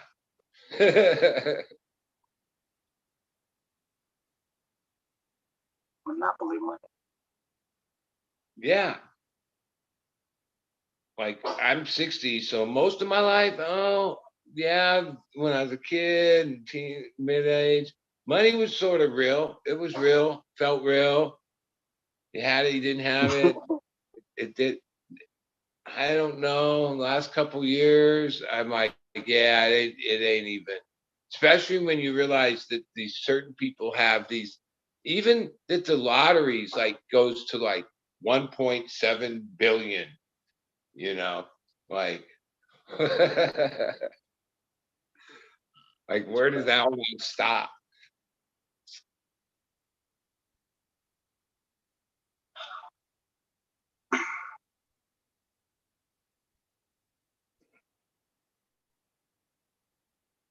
I guess I have to Google it, but some guy that bought a ticket, or I don't know, guy or girl, woman, bought a ticket, I guess in Monterey Park, which is LA region, got the 1.7 billion, not last week, because last week was down to 20 million and no one won, but week before, after like months of Powerball, got to 1.7 something.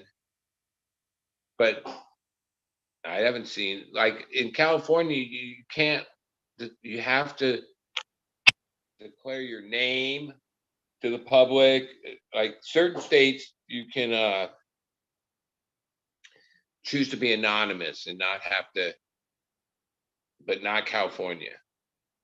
I imagine there's probably some local news story about who it is. I was curious because, yeah, that's like, even though they only get like 532 million after the whole taxes and getting paid immediately, like most of it goes to the lotto or the taxes. However it goes, since they don't get to invest. I thought it was 20 years, but I read it's 29 years. So like if you wanted to get the whole amount, you would have to get yearly payments for 29 years to get. Yeah, that changes that's why everybody for sure takes it now. Like if it was 20 years, maybe you'd go for it, like getting that much more money. 29 years? Holy shit.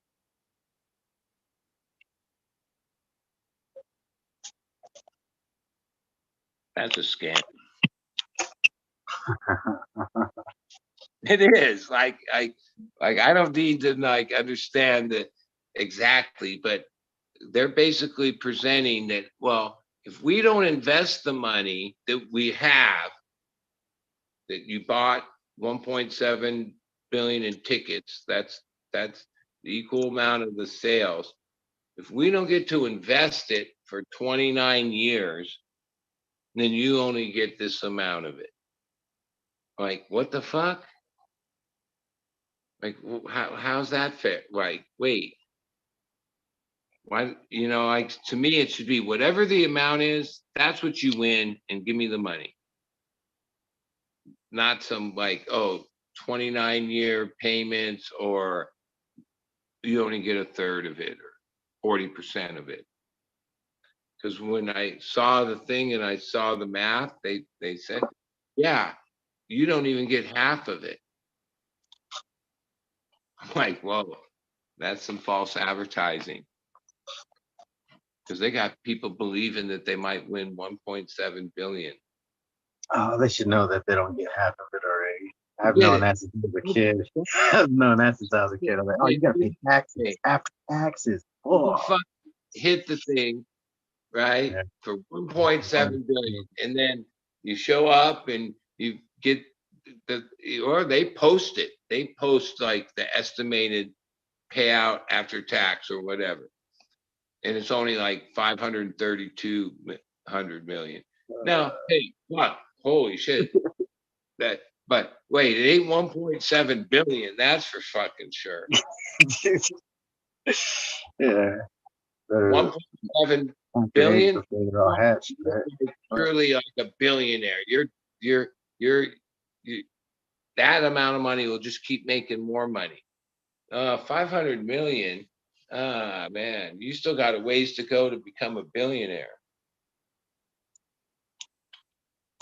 Let's have a race. Let's try to come on. Let's have a race. Let's see who becomes a billionaire first.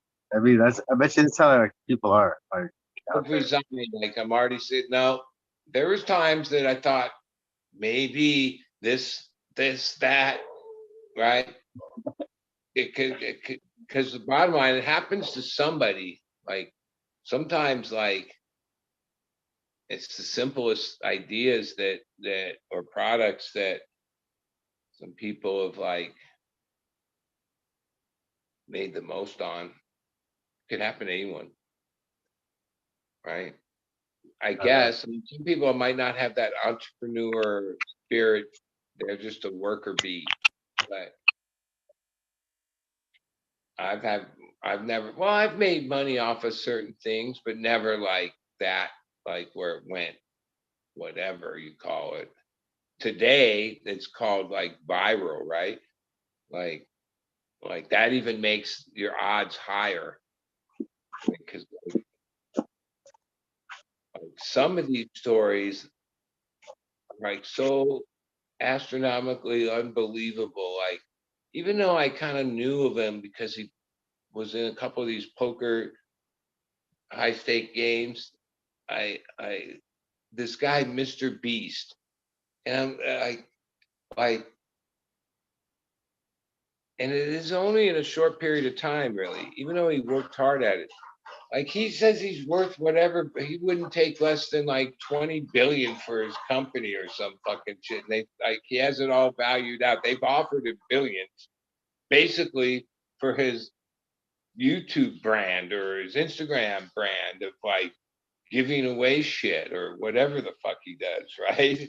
But somehow he has 200 million followers and that equals X amount of worth, right? That, yeah, like that, like how the fuck? That seems pretty like, and it's not like he does something that fucking special. Just the right timing, you know what I mean?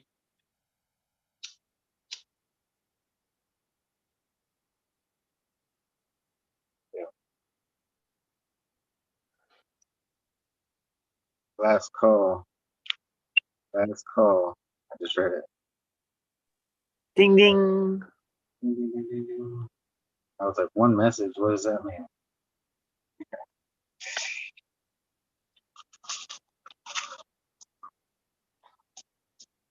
If there's the last call, then I'm gonna have to sign off. I was gonna take you guys on a little bit of a trip. I had found a way to get the phone to stay around my neck. I would just ask you to please not be squeamish at the speeds that I drive. Well, then we could plan this trip for the next show and get started.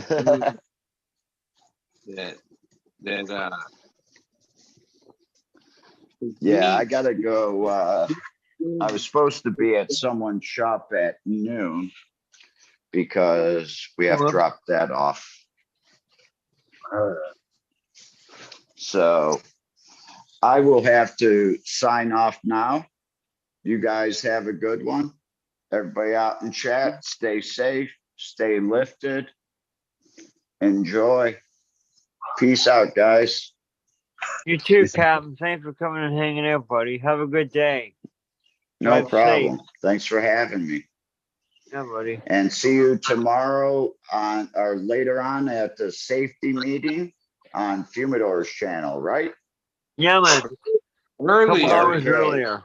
New time, couple hours earlier. So Yeah, that man. So means maybe by midnight. time, it's 10 a.m. It's around 10. Because like if it's normally at 12, you said 2 hours, that's 10. With- If D starts it at 3 p.m. his time, it's 2 a.m. or it's 2 p.m. If he starts at 3 p.m., it's 2 a.m. here the next morning.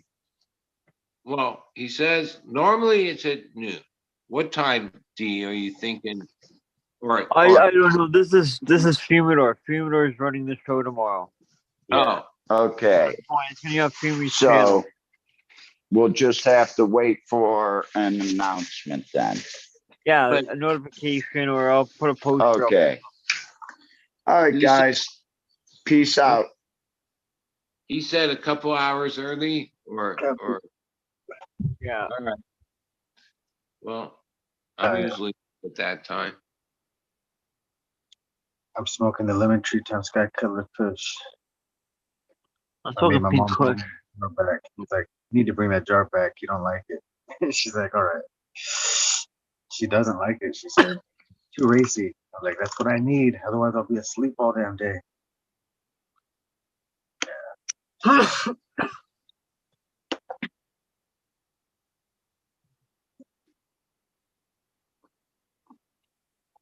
Sick. Hang on.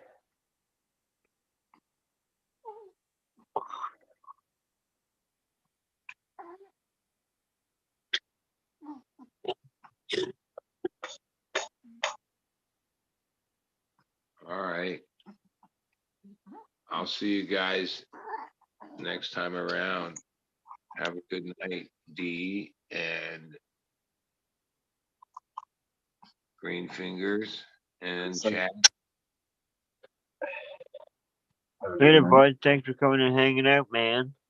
Always. Thank you for putting it on. And bye, cute little dog. Aw, Mm. so cute. All right. dude. Go for it, Green Fingers. See you later, man. Thanks for having us, D. Peace out, everybody in chat, man. Thanks for coming and hanging, Green Fingers.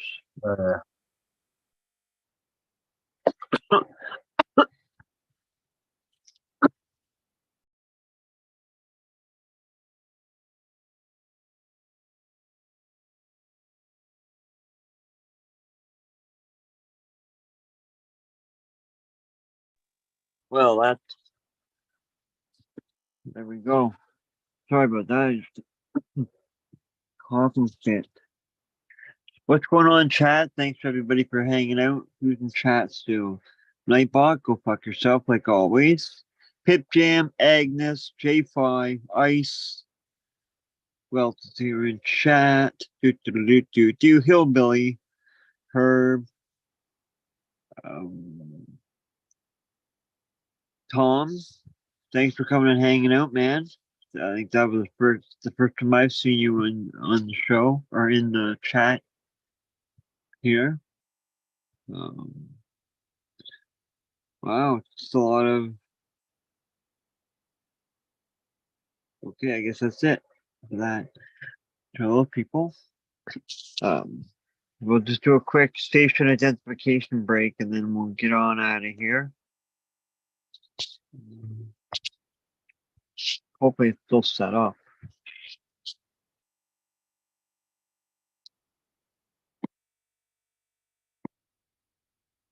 Oh, it is. Oh, shite.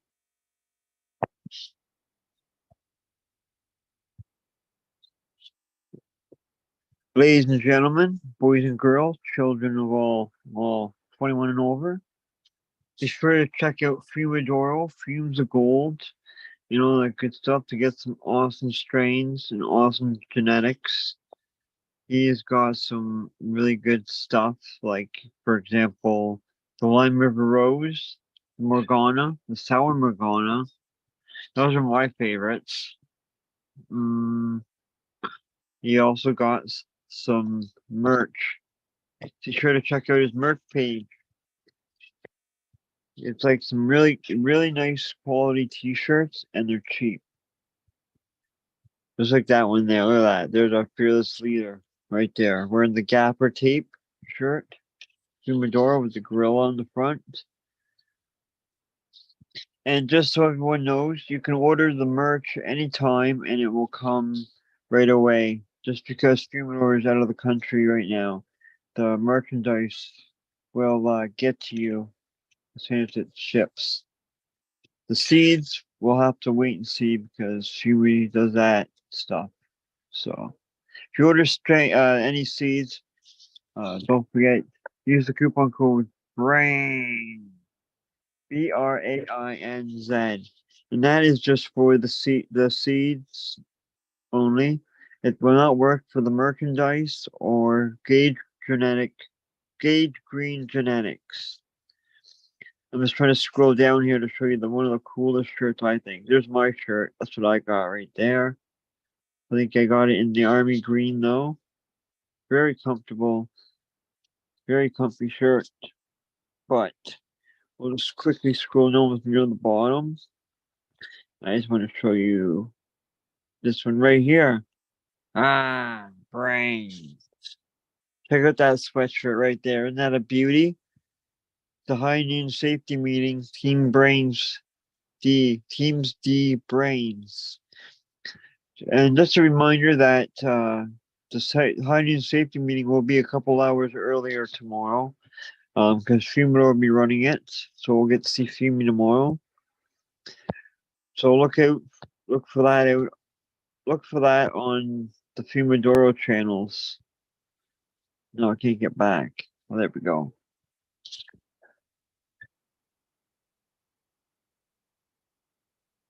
Cheers, everybody. Even though I missed it, I was doing the promotion. Well, that's the end of the show for tonight. Be sure to check us out tomorrow, a couple hours early, like I said, for the High Noon Safety Meeting on the Fumadoro channel, one of those channels, only the Fumadoro and the Flavors channel. But I'll try to make a poster tomorrow sometime. I hope everybody has a great night. Thanks for watching. Thanks to all you chatters chatting in the chat. Thanks to everybody lurking in the background, maybe smoking a joint, doing some work, packing a bowl, maybe having some dinner. Maybe it's still early enough to have dinner or breakfast for some. And it is early in the morning for Fumi right now. I hope he has a good day, and we'll probably see him later on today, which is pretty cool. I hope everybody has a great night, and we'll see you on the next one. Remember, if your women don't find you handsome, at least they find you handy. Peace out. See you on the next one.